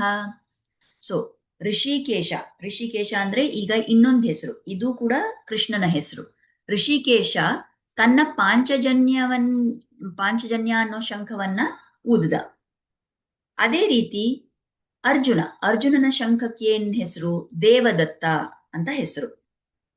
ಮತ್ತೆ ಮೂರನೇದಾಗಿ ಭೀಮ, ಆ ಭೀಮನ ಶಂಖದ ಹೆಸರು ಪೌಂಡ್ರ. ಸೊ ಈ ತರ ಅವರೆಲ್ಲ ಅವ್ರ ಶಂಖಗಳನ್ನ ಊದ್ತಾ ಇದ್ದಾರೆ ಅಂತ ಇಲ್ಲಿ ವರ್ಣನೆ ಮಾಡಲಾಗಿದೆ. ಈಗ ನಾವು ನೋಡ್ಬೇಕು, ಈಗ ಕಳೆದ ಶ್ಲೋಕದಲ್ಲಿ ನಾವು ನೋಡಿದ್ವಿ ಮಾಧವ ಅಂತ ಯಾಕೆ ಹೆಸರು ಉಪಯೋಗಿಸಿದ್ದಾರೆ ಅಂತ ನೋಡಿದ್ವಿ. ಇಲ್ಲಿ ಬೇರೆ ಒಂದು ಹೆಸರು, ಕೃಷ್ಣನಿಗೆ ಬೇರೆ ಒಂದು ಹೆಸರನ್ನ ಉಪಯೋಗಿಸಿದ್ದಾರೆ. ಏನಪ್ಪಾ ಅಂದ್ರೆ ಋಷಿಕೇಶ ಅಂತ. ಋಷಿಕೇಶ ಅಂದ್ರೆ ಯಾರು ಒಬ್ಬ ತಮ್ಮ ಇಂದ್ರಿಯಗಳನ್ನ ಕಂಟ್ರೋಲ್ ಅಲ್ಲಿ ಇಟ್ಕೊಂಡಿದಾರೋ. ಋಷಿಕ ಅಂದ್ರೆ ಇಂದ್ರಿಯಗಳು, ಈಶಾ ಅಂದ್ರೆ ಅದನ್ನು ನಿಯಂತ್ರಣ ಮಾಡೋನು, ಅದಕ್ಕೆ ರಾಜ ಆಗಿರೋನು. ಸೊ ಯಾರೊಬ್ರು ಇಂದ್ರಿಯಗಳನ್ನ ನಿಯಂತ್ರಣದಲ್ಲಿ ಇಟ್ಕೊಂಡಿದಾನೋ ಅವನಿಗೆ ಋಷಿಕೇಶ. ಅಂದ್ರೆ ಇಲ್ಲಿ ನಮ್ಗೇನ್ ಅರ್ಥ ಆಗುತ್ತೆ, ಕೃಷ್ಣನಿಗೆ ಯಾಕೆ ಈ ಹೆಸರಿದೆ ಅಂದ್ರೆ ಕೃಷ್ಣ ತನ್ನ ಇಂದ್ರಿಯಗಳನ್ನ ವಶದಲ್ಲಿ ಕಂಟ್ರೋಲ್ ಅಲ್ಲಿ ಇಟ್ಕೊಂಡಿದ್ದಾನೆ. ಆದ್ರೆ ಅದ್ರಲ್ಲಿ ಏನ್ ದೊಡ್ಡ ವಿಷಯ, ಕೃಷ್ಣ ಅವನು ಪರಮಾತ್ಮ, ಅವನ ಇಂದ್ರಿಯಗಳು ಇಲ್ಲಿ ಅಲ್ಲಿ ಖಂಡಿತ ಓಡಲ್ಲ, ಅದ್ ನಮ್ ತರ ಇಂದ್ರಿಯಗಳು ಅಲ್ಲ. ಸೊ ಅದನ್ನ ಹೇಳೋದ್ರಲ್ಲಿ ಏನ್, ವಾಟ್ ಇಸ್ ದ ಪಾಯಿಂಟ್ ಅಂತ ಅಂತೀವಲ್ಲ, ಅದೇನ್ ಹೇಳ್ಬೇಕಾಗಿಲ್ವಲ್ಲ, ಅದು ಅಂಡರ್ಸ್ಟುಡ್. ಅದು ಕೃಷ್ಣನಿಗೆ ಯಾವಾಗ್ಲೂ ಅವನು ಕಂಟ್ರೋಲ್ ಅಲ್ಲೇ ಇರ್ತಾನೆ. ಮತ್ತೆ ಇಲ್ಲಿ ಯಾಕೆ ಋಷಿಕೇಶ ಅಂತ ಹೇಳಿದ್ದಾರೆ? ಇಲ್ಲಿ ಆಚಾರ್ಯರು ಹೇಳೋ ಮಾತೇನಂದ್ರೆ, ನಮ್ಮ ಇಂದ್ರಿಯಗಳನ್ನೂ ಕೂಡ ನಿಯಂತ್ರಣದಲ್ಲಿ ಇಟ್ಕೊಳ್ಳುವಂತ ಒಂದು ಸಾಮರ್ಥ್ಯ ಇರೋನು ಋಷಿಕೇಶ. ಸಾಮಾನ್ಯವಾಗಿ ನಮ್ಮ ಇಂದ್ರಿಯಗಳು ವಿಷಯ ಸುಖವನ್ನ ಹುಡ್ಕೊಂಡು ಇಲ್ಲಿ ಅಲ್ಲಿ ಎಲ್ಲಾ ಕಡೆ ಓಡಾಡ್ತಾ ಇರುತ್ತೆ. ಆದ್ರೆ ನಾವು ಬಂದ್ಬಿಟ್ಟು ನಮ್ಮ ಮನಸ್ಸನ್ನ, ನಮ್ಮ ಬುದ್ಧಿಯನ್ನ ಕೃಷ್ಣನಲ್ಲಿಟ್ರೆ, ನಮ್ಮ ಸಂಪೂರ್ಣ ಧ್ಯಾನ, ನಮ್ಮ ಗಮನ ನಾವು ಕೃಷ್ಣನಲ್ಲಿ ಇಟ್ರೆ, ಅವನೇ ಬಂದು ನಮ್ಮ ಇಂದ್ರಿಯಗಳನ್ನು ಕೂಡ ನಿಯಂತ್ರಣದಲ್ಲಿ ಇಟ್ಕೋತಾನೆ. ಸೊ ಅಲ್ಲಿ ಆ ಕಾರಣದಿಂದ ಇಲ್ಲಿ ಋಷಿಕೇಶ, ಇಂದ್ರಿಯಗಳ ಸ್ವಾಮಿ, ನಮ್ಮ ಇಂದ್ರಿಯಗಳ ಸ್ವಾಮಿ, ಭಕ್ತರ ಇಂದ್ರಿಯಗಳ ಸ್ವಾಮಿ ಅನ್ನೋ ರೀತಿಯಲ್ಲಿ ಇಲ್ಲಿ ಉಪಯೋಗಿಸಲಾಗಿದೆ ಈ ಹೆಸರು. ಸೊ ಯಾರೋ ಒಬ್ರು ಇದ್ದಾರೆ, ಅವರಲ್ಲಿ ನಾವು ಮನಸ್ಸಿಟ್ಬಿಟ್ಟು ಅವರಲ್ಲಿ ನಾವು ನಮ್ ಗಮನ ಎಲ್ಲ ಇಟ್ರೆ ಅವ್ರು ನಮಗೆ ಇಂದ್ರಿಯ ನಿಗ್ರಹ ಮಾಡಿಸ್ತಾರೆ. ಅಂದ್ರೆ ಅದಕ್ಕಿಂತ ಸುಲಭವಾದ ದಾರಿ ನಮ್ಗೇನ್ ಬೇಕು? ಸೊ ಸದಾ ಕಾಲ ನಾವು ಭಗವಂತನ ಧ್ಯಾನ ಮಾಡಬೇಕು, ಅವನ ನಾಮಸ್ಮರಣೆ ಮಾಡಬೇಕು, ಅವನ ಸ್ಮರಣೆ ಮಾಡಬೇಕು. ಇದರಿಂದ ನಮ್ಮ ಇಂದ್ರಿಯಗಳು ಇಲ್ಲಿ ಅಲ್ಲಿ ಓಡ್ಕೊಂಡು ಎಲ್ಲೆಲ್ಲೋ ಹೋಗೋದಕ್ಕಿಂತ ಅವನಲ್ಲೇ ನಾವು ಅದನ್ನ ಇಟ್ರೆ, ನಮ್ಮ ಇಂದ್ರಿಯಗಳು, ಅದು ನಮ್ಗೆ ತುಂಬಾ ಜೀವನದಲ್ಲಿ ಒಂದು ಫೋಕಸ್ಡ್ ಆಗಿ ಸರಿಯಾದ ರೀತಿಯಲ್ಲಿ ನಮ್ಮ ಜೀವನವನ್ನ ನಡ್ಸ್ಕೊಂಡು ಹೋಗಕ್ಕೆ ಉಪಯೋಗ ಆಗುತ್ತೆ. ಮುಂದಿನ ವಿಷಯ ಏನಂದ್ರೆ, ನಾವು ನೋಡಿದ್ವಿ ಈಗ ಕೃಷ್ಣನ ಶಂಖದ ಹೆಸರು ಪಾಂಚಜನ್ಯ ಅಂತ ಅಲ್ವಾ? ಸೊ ಪಾಂಚಜನ್ಯ ಅಂತ ಈ ಹೆಸರು ಎಲ್ಲಿಂದ ಬಂತು? ಹೇಗೆ ಕೃಷ್ಣನಿಗೆ ಈ ಶಂಖ ಸಿಕ್ತು? ಇದರ ಹಿಂದೆ ಒಂದು ಕಥೆ ಇದೆ. ನಮಗೆ ಗೊತ್ತಿದೆ ಹೇಗೆ ಕೃಷ್ಣ ಮುಂಚೆ ಗೋಕುಲದಲ್ಲಿ ಬೃಂದಾವನದಲ್ಲಿ ಬೆಳೆದು ಆಮೇಲೆ ಕಂಸ ಅವನನ್ನು ಕರೀತಾನೆ ಮಥುರೆಗೆ. ಸೊ ಅಲ್ಲಿ ಹೋಗ್ಬಿಟ್ಟು ಕಂಸವಧ ಆಗತ್ತೆ. ಆ ಕಂಸವಧ ಎಲ್ಲ ಆದ ನಂತರ ವಸುದೇವ ದೇವಕಿ ಅವರೆಲ್ಲ ಬೇರೆಯವರೆಲ್ಲ ಉಗ್ರಸೇನರು ಎಲ್ಲರೂ ಮಾತಾಡ್ಕೊಂಡು ಅವ್ರಿಗೆ ಏನ್ ಅರ್ಥ ಆಗುತ್ತೆ ಅಂದ್ರೆ ಕೃಷ್ಣನ್ಗೆ ಇನ್ನ ಗುರುಕುಲ ವಾಸನೇ ಆಗಿಲ್ಲ, ಅವನ್ಗೆ ವಿದ್ಯಾಭ್ಯಾಸನೇ ಆಗಿಲ್ಲ, ಇನ್ನ ಅವ್ನು ಎಲ್ಲೂ ಹೋಗೇ ಇಲ್ಲ. ಇಷ್ಟು ದಿನ ಬರೀ ಅಲ್ಲಿ ಆ ಗೋಕುಲದಲ್ಲಿ ಆ ಗೋಪ ಗೋಪಿಯರ ಜೊತೆ ಓಡಾಡ್ಕೊಂಡು ಇದ್ಬಿಟ್ಟಿದ್ದಾನೆ. ಸೊ ಏನ್ ನಿರ್ಧಾರ ಮಾಡ್ತಾರೆ ಅಂದ್ರೆ ಉಜ್ಜೈನ್ ಅನ್ನೋ ಜಾಗದಲ್ಲಿ ಸಾಂದೀಪನಿ ಗುರು ಅವರ ಆಶ್ರಮ ಇದೆ, ಅವ್ರ ಗುರುಕುಲದಲ್ಲಿ ಹೋಗ್ಬಿಟ್ಟು ಕೃಷ್ಣ ಅಲ್ಲಿ ಅವನ ಅಭ್ಯಾಸವನ್ನ ಮಾಡ್ಬೇಕು, ಅವನಲ್ಲಿ ಓದ್ಬೇಕು ಅಂತ. ಸರಿ, ಅವನಲ್ಲಿ ಕಳಿಸ್ತಾರೆ. ಅಲ್ಲಿ ಆ ಗುರುಗಳ ಹತ್ರ ಇವನ್ನೆಲ್ಲ ವಿದ್ಯೆಯನ್ನು ಪಡಿತಾನೆ. ಅದ್ ನಂತರ ಗುರುದಕ್ಷಿಣೆ ಕೊಡ್ಬೇಕಲ್ಲ ಕಡೆಯಲ್ಲಿ, ಓದಿ ಎಲ್ಲ ಮುಗಿಸಿದ್ಮೇಲೆ. ಆ ಸಮಯದಲ್ಲಿ ಕೃಷ್ಣ ಕೇಳ್ತಾನೆ ಸಾಂದೀಪನಿ ಗುರುಗಳನ್ನ, ಏನ್ ಬೇಕು ನಿಮ್ಗೆ ಕೇಳಿ, ನಾನು ಏನ್ ಕೊಡ್ಲಿ ನಿಮ್ಗೆ ಅಂತ. ಸಾಂದೀಪನಿ ಗುರು ಏನ್ ಹೇಳ್ತಾರೆ ಅಂದ್ರೆ, ಚಿಕ್ಕ ವಯಸ್ಸಲ್ಲೇ ನನ್ನ ಮಗ ಎಲ್ಲೋ ನಾವು ಸಮುದ್ರದ ಹತ್ರ ಹೋಗಿರುವಾಗ ಸಡನ್ ಆಗಿ ಅವ್ನ್ ಕಳೆದು ಹೋಗ್ಬಿಟ್ಟ. ಅವ್ನ್ ಎಲ್ಲಿ ಹೋದ ಅಂತ ನಾವು ತುಂಬಾ ಹುಡುಕಿದ್ವಿ, ಆದ್ರೆ ನಮ್ಗೆಲ್ಲೂ ಅವ್ನ್ ಸಿಕ್ಕಿಲ್ಲ. ಅವ್ನ್ಗೆ ಏನಾಗಿದೆ ನಮಗ್ ಗೊತ್ತೇ ಆಗಿಲ್ಲ. ನೀನ್ ಏನಾದ್ರೂ ಮಾಡಿ ನಮ್ಮ ಮಗನನ್ನ ನಮಗ್ ವಾಪಸ್ ತಂದ್ಕೊಟ್ರೆ ಅದ್ ನಮಗ್ ತುಂಬಾ ಸಂತೋಷ ಆಗುತ್ತೆ ಅಂತ ಹೇಳ್ತಾರೆ. ಆಗ ಕೃಷ್ಣ ಹುಡ್ಕೊಂಡು ಹೋಗ್ತಾನೆ ಈ ಸಾಂದೀಪನಿ ಮುನಿಯ ಮಗ ಎಲ್ಲಿ ಅಂತ. ಅಲ್ಲಿ ಹೋದಾಗ ಅವನಿಗೆ ಗೊತ್ತಾಗುತ್ತೆ ಯಾರೋ ಈ ಮಗುವನ್ನ ಪಂಚಜನ ಅನ್ನುವಂಥ ಒಬ್ಬ ರಾಕ್ಷಸ ಈ ಮಗುವನ್ನ ಅಪಹರಣ ಮಾಡಿದಾನೆ ಅಂತ. ಸೊ ಅವನನ್ನು ಹುಡ್ಕೊಂಡು ಇವನು ಹೋಗ್ತಾನೆ. ಶಂಖಾಸುರ ಮತ್ತೆ ಪಂಚಜನ ಅಂತ ಅವನಿಗೆ ಹೆಸರು. ಆಗ ಒಂದ್ ನಿಮಿಷ,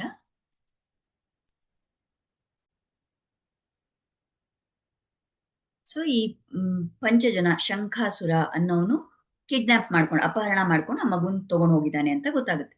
ಸೊ ಅವನನ್ನು ಹುಡ್ಕೊಂಡು ಕೃಷ್ಣ ಹೋದಾಗ ಅಲ್ಲಿ ಆ ಶಂಖಾಸುರನನ್ನ ಕೊಂದಾಕ್ತಾನೆ. ಮತ್ತೆ ಅವನ ಮೂಳೆಯಿಂದ ಆ ಪಾಂಚಜನ್ಯ ಅನ್ನೋ ಆ ಶಂಖ ತಯಾರು ಮಾಡಿಸ್ಕೋತಾನೆ. ಅದಕ್ಕೆ ಆ ಶಂಖಕ್ಕೆ ಪಾಂಚಜನ್ಯ, ಪಂಚಜನ ಅನ್ನೋ ಅಸುರದಿಂದ ಪಡೆದಿರುವಂತ ಶಂಖ ಅಂತ ಹೇಳಿ ಅದಕ್ಕೆ ಪಾಂಚಜನ್ಯ ಅಂತ ಹೆಸರಿದೆ.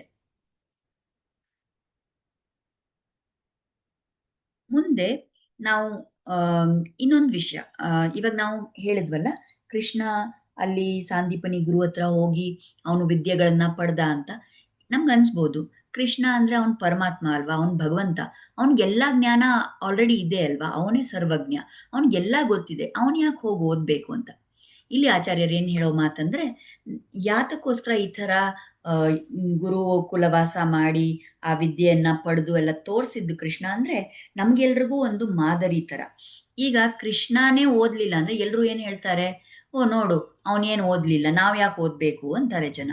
ಆದ್ರೆ ಕೃಷ್ಣನೂ ಹೋಗಿ ಅಲ್ಲಿ ಅಭ್ಯಾಸ ಎಲ್ಲ ಮಾಡಿ ವಿದ್ಯಾಭ್ಯಾಸ ಮಾಡಿದ್ದಕ್ಕೆ ನಮಗೆ ನಾವು ಆ ರೀತಿಯಲ್ಲಿ ವಿದ್ಯೆಯನ್ನ ಪಡ್ಕೋಬೇಕು ಅಂತ ಒಂದು ಎಕ್ಸಾಂಪಲ್ ಸಿಗುತ್ತೆ. ಅದಕ್ಕೋಸ್ಕರ ಆಲ್ದೋ ಭಗವಂತ ಅವನು ಸರ್ವಜ್ಞ ಇದ್ರು, ಅವನಿಗೆಲ್ಲ ಆಲ್ರೆಡಿ ಗೊತ್ತಿದ್ರು ಕೂಡ ಈ ಒಂದು ಪಾತ್ರ ತಗೊಂಡು ಇಲ್ಲಿ ಬಂದಾಗ ಅವನು ಕೂಡ ಹೋಗಿ ವಿದ್ಯಾಭ್ಯಾಸನ ಮಾಡ್ತಾನೆ. ಸರಿ, ಮುಂದೆ ನಾವು ನೋಡ್ತೀವಿ ಈ ಅರ್ಜುನನಿಗೆ ಇಲ್ಲಿ ಒಂದು ಹೆಸರನ್ನ ಉಪಯೋಗಿಸ್ತಾ ಇದ್ದಾರೆ, ಧನಂಜಯ ಅಂತ. ಧನಂಜಯ ಅಂದ್ರೆ ಏನು? ಯಾರು ಧನವನ್ನ ಜಯಿಸ್ಕೊಂಡ್ ಬಂದಿದಾನೋ, ಪಡ್ಕೊಂಡ್ ಬಂದಿದಾನೋ. ಯಾಕೆ ಈ ಹೆಸರು ಬಂತ ಅವನ್ಗೆ ಅಂದ್ರೆ, ಯಾವಾಗ ಯುಧಿಷ್ಠಿರ ರಾಜಸೂಯ ಯಜ್ಞ ಮಾಡ್ಬೇಕು ಅಂತ ನಿರ್ಧಾರ ಮಾಡಿರ್ತಾನೋ ಆಗ ಆ ರಾಜಸೂಯ ಯಜ್ಞಕ್ಕೋಸ್ಕರ ಬಹಳಷ್ಟು ಧನದ ಅವಶ್ಯಕತೆ ಇರುತ್ತೆ. ಮತ್ತೆ ಬೇರೆ ಎಲ್ಲ ಯಾರೂ ಇದನ್ನ ಒಪೋಸ್ ಮಾಡಬಾರ್ದು ಅಂತ ಒಂದು ರೂಲ್ ಇದೆ. ಎಲ್ಲಾ ರಾಜರು ಒಪ್ಕೊಂಡ್ರೇನೆ ಈ ಒಬ್ಬ ರಾಜ ಅವನು ರಾಜಸೂಯ ಯಜ್ಞ ಮಾಡಿ ಅವನು ಚಕ್ರವರ್ತಿ ಅಂತ ಹೇಳ್ಕೋಬಹುದು. ಸೊ ಇಲ್ಲಿ ಏನಾಗುತ್ತೆ ಅಂದ್ರೆ ಆ ರೀತಿಯಲ್ಲಿ ಆ ಧನವನ್ನ ಕಲೆಕ್ಟ್ ಮಾಡ್ಕೊಂಡು ಬರಕ್ಕೆ ಬೇರೆ ರಾಜರನ್ನ ಸೋಲಿಸ್ಬಿಟ್ಟು ಅವರು ಸರಿ ಯುಧಿಷ್ಠಿರಾನೇ ನಮಗ್ ಸ್ವಾಮಿ ಅಂತ ಒಪ್ಕೊಳ್ಳೋ ತರ ಆ ಒಂದು ಕಾರ್ಯಕ್ಕೋಸ್ಕರ ಅರ್ಜುನ ಅಲ್ಲಿ ಬೇರೆ ಕಡೆ ಎಲ್ಲ ಹೋಗಿದ್ದ. ಆ ಒಂದು ಕಾರಣದಿಂದ ಅರ್ಜುನನಿಗೆ ಅವನು ಆ ತರ ಹೋಗಿ ಆ ಬೇರೆ ರಾಜರನ್ನೆಲ್ಲಾನು ಅವ್ರ ನಿಯಂತ್ರಣಕ್ಕೆ ತಗೊಂಡು ಅವನು ಬಂದಿದ್ದ. ಮತ್ತೆ ಅವರು ಇವಾಗ ಯಾವಾಗ ಅವರು ಯುಧಿಷ್ಠಿರನೇ ನಮಗ್ ಸ್ವಾಮಿ ಅಂತ ಒಪ್ಕೋತಾರೋ, ಆಗ ಅವ್ರು ತುಂಬಾ ಧನವನ್ನ ಕೊಟ್ಟಿರ್ತಾರೆ ಅರ್ಜುನನಿಗೆ, ರಾಜನಿಗೆ, ನೀವು ನಮ್ಮ ಪರವಾಗಿ ಸಮರ್ಪಿಸಿ ಅಂತ. ಸೊ ಆ ರೀತಿಯಲ್ಲಿ ಅವನು ಆ ಧನ ಎಲ್ಲ ಜಯಿಸ್ಕೊಂಡು ಬಂದಿದ್ದ. ಅದಕ್ಕೆ ಅವನಿಗೆ ಧನಂಜಯ ಅಂತ ಒಂದು ಹೆಸರಿದೆ. ಸರಿ, ಇಲ್ಲಿ ಭೀಮನಿಗೆ ವೃಕೋದರ ಅಂತಾನು ಒಂದು ಹೆಸರು ಹೇಳಿದ್ದಾರೆ. ಅವರ ಶಂಖವನ್ನ ಹೇಳುವಾಗ ಪೌಂಡ್ರ ಅಂತ ಶಂಖವನ್ನ ಭೀಮಕರ್ಮ ವೃಕೋದರ ಅಂತ ಅವನಿಗೆ ಹೇಳ್ತಾ ಇದ್ದಾರೆ. ಸೊ ಈ ಹೆಸರು ಏನು? ಭೀಮಕರ್ಮ ಅಂದ್ರೆ ಏನು? ಯಾರು ತುಂಬಾ ದೊಡ್ಡ ಒಂದು ಕಾರ್ಯವನ್ನ ಮಾಡ್ತಾನೋ ಅವನಿಗೆ ಭೀಮಕರ್ಮ ಅಂತ ಹೆಸರು. ತುಂಬಾ ದೊಡ್ಡ ದೊಡ್ಡ ಒಂದು ಕೆಲಸಗಳನ್ನ ಏನು ಕಷ್ಟ ಇಲ್ಲದೆ ತುಂಬಾ ಸಹಜವಾಗಿ ಯಾರು ಮಾಡ್ತಾನೋ ಅವನಿಗೆ ಭೀಮಕರ್ಮ ಅಂತ ಹೆಸರು. ಈಗ ವೃಕೋದರ ಅಂತ ಯಾಕೆ ಹೇಳಿದ್ದಾರೆ?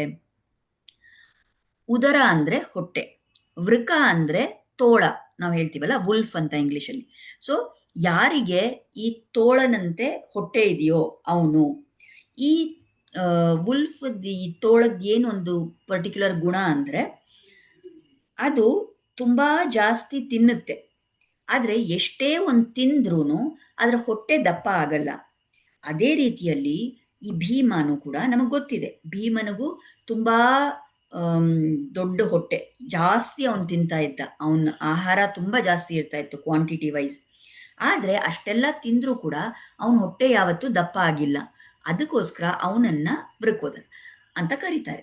ಈಗ ಯಾಕೆ ಇದಾಯಿತು? ಅವನು ಅಷ್ಟೆಲ್ಲ ತಿಂದ್ರೂ ಯಾಕೆ ಅವನು ಹೊಟ್ಟೆ ದಪ್ಪ ಆಗ್ತಾ ಇರಲಿಲ್ಲ? ಯಾಕೆಂದ್ರೆ ಅವನು ಎಷ್ಟೇ ತಿಂದ್ರೂ ಕೂಡ ಅವನು ಅಷ್ಟೇ ಮಹತ್ತಾದ ಒಂದು ಕೆಲಸಗಳನ್ನ ಮಾಡ್ತಾ ಇದ್ದ, ಅಷ್ಟೇ ದೊಡ್ಡ ದೊಡ್ಡ ಕಾರ್ಯಗಳನ್ನ ಮಾಡ್ತಾ ಇದ್ದ. ಸೊ ಅದರ ಸಂಕೇತವಾಗಿ ಅವನಿಗೆ ಭೀಮಕರ್ಮ ವೃಕೋದರ ಅಂತ ಹೆಸರನ್ನ ಇಲ್ಲಿ ಹೇಳ್ತಾ ಇದ್ದಾರೆ. ಸರಿ, ಈಗ ನಮ್ಗಿದ್ರಿಂದ ಈ ಶ್ಲೋಕದಿಂದ ಏನ್ ಸಂದೇಶ ಸಿಗುತ್ತೆ ಅಂದ್ರೆ, ನಾವು ಕೂಡ ಮುಂಚೆನೆ ಹೇಳಿದ್ನಲ್ಲ ಆ ಥರ ಋಷಿಕೇಶ ಅಂದ್ರೆ ಅವನಿಗೆ ನಮ್ಮ ಇಂದ್ರಿಯಗಳ ಮೇಲೆ ಜಯ ಮಾಡೋ ಅಂಥ ಕ್ಷಮತೆ ಇದೆ. ಸೊ ನಾವೇನ್ ಮಾಡಬೇಕು? ನಮ್ಮ ಇಂದ್ರಿಯಗಳನ್ನ ನಾವು ನಿಯಂತ್ರಿಸ್ಕೊಳ್ಬೇಕು ಅಂದ್ರೆ ಅವುಗಳನ್ನ ಕೃಷ್ಣನ ಚರಣಗಳಲ್ಲಿ ನಾವು ಅರ್ಪಣೆ ಮಾಡಬೇಕು. ಸಂಪೂರ್ಣ ನಮ್ಮ ಮನಸ್ಸು, ನಮ್ಮ ಬುದ್ಧಿ, ನಮ್ಮ ಇಂದ್ರಿಯಗಳು ಎಲ್ಲವನ್ನೂ ನಾವು ಕೃಷ್ಣನಿಗೆ ಕೊಟ್ಟಾಗ ಅವನೇ ನಮ್ಮನ್ನ ಕಾಪಾಡ್ತಾನೆ. ನಾವು ಮುಂಚೆನೂ ಯಾವುದೋ ಸತ್ಸಂಗದಲ್ಲಿ ನೋಡಿದೀವಿ, ಆ ಮುಕುಂದ ಮಾಲೆಯ ಶ್ಲೋಕ ಒಂದಿದೆ, ಜಿಹ್ವೆ ಕೀರ್ತಯ ಕೇಶವಂ ಮುರರಿಪುಂ ಚೇತೋ ಭಜ ಶ್ರೀಧರಂ ಪಾಣಿದ್ವಂದ್ವ ಸಮರ್ಚ್ಯ ಅಚ್ಯುತ ಕಥಾ ಶ್ರೋತ್ರದ್ವಯತ್ವಂ ಶೃಣು ಕೃಷ್ಣಂ ಲೋಕಯ ಲೋಚನ ದ್ವಯ ಹರೇರ್ ಗಚ್ಛಾಂಗ್ರಿ ಯುಗ್ಮಾಲಯಂ ಜಿಗ್ರಘ್ರಾಣ ಮುಕುಂದ ಪಾದ ತುಳಸೀಂ ಮೂರ್ಧನ್ಯ ಮಾದೋಕ್ಷಜಂ. ಅಂದ್ರೆ ನಮ್ಮ ಕಣ್ಣುಗಳಿಂದ ನಾವು ಭಗವಂತನ ರೂಪವನ್ನ ನೋಡಬೇಕು, ನಮ್ಮ ಕಿವಿಗಳಿಂದ ಅವನ ಕೀರ್ತಿಯನ್ನ ನಾವು ಕೇಳಬೇಕು, ಕೀರ್ತನ ಕೇಳಬೇಕು, ಪ್ರವಚನ ಕೇಳಬೇಕು, ನಮ್ಮ ಮೂಗಿನಿಂದ ಭಗವಂತನಿಗೆ ಅರ್ಪಣೆ ಆಗಿರುವಂತಹ ತುಳಸಿಯ ಗಂಧವನ್ನ ನಾವು ತಗೋಬೇಕು, ನಮ್ಮ ನಾಲ್ಗೆಯಿಂದ ಸದಾಕಾಲ ನಾವು ನಾಮಸ್ಮರಣೆ ಮಾಡಬೇಕು. ಮತ್ತೆ ಏನೇ ಇದ್ರೂ ನಾವು ಆಹಾರವನ್ನ ಅವನಿಗೆ ಪ್ರಸಾದ ಅಂತ, ನೈವೇದ್ಯ ಅಂತ ಅವನಿಗೆ ಅರ್ಪಣೆ ಮಾಡಿ ಅವನ ಪ್ರಸಾದ ಅಂತ ನಾವು ಅದನ್ನ ಸ್ವೀಕರಿಸ್ಬೇಕು. ಈ ರೀತಿ ನಮ್ಮ ಎಲ್ಲಾ ಇಂದ್ರಿಯಗಳನ್ನ ನಾವು ಕೃಷ್ಣನಲ್ಲೇ ಇಟ್ರೆ ಆಗ ಅದು ಈ ಕಡೆ ಆ ಕಡೆ ಎಲ್ಲೂ ಓಡದೆ ನಮ್ಮನ್ನ ಸರಿಯಾದ ದಾರಿಯಲ್ಲಿ ಕರ್ಕೊಂಡು ಹೋಗ್ತಾ ಇರುತ್ತೆ.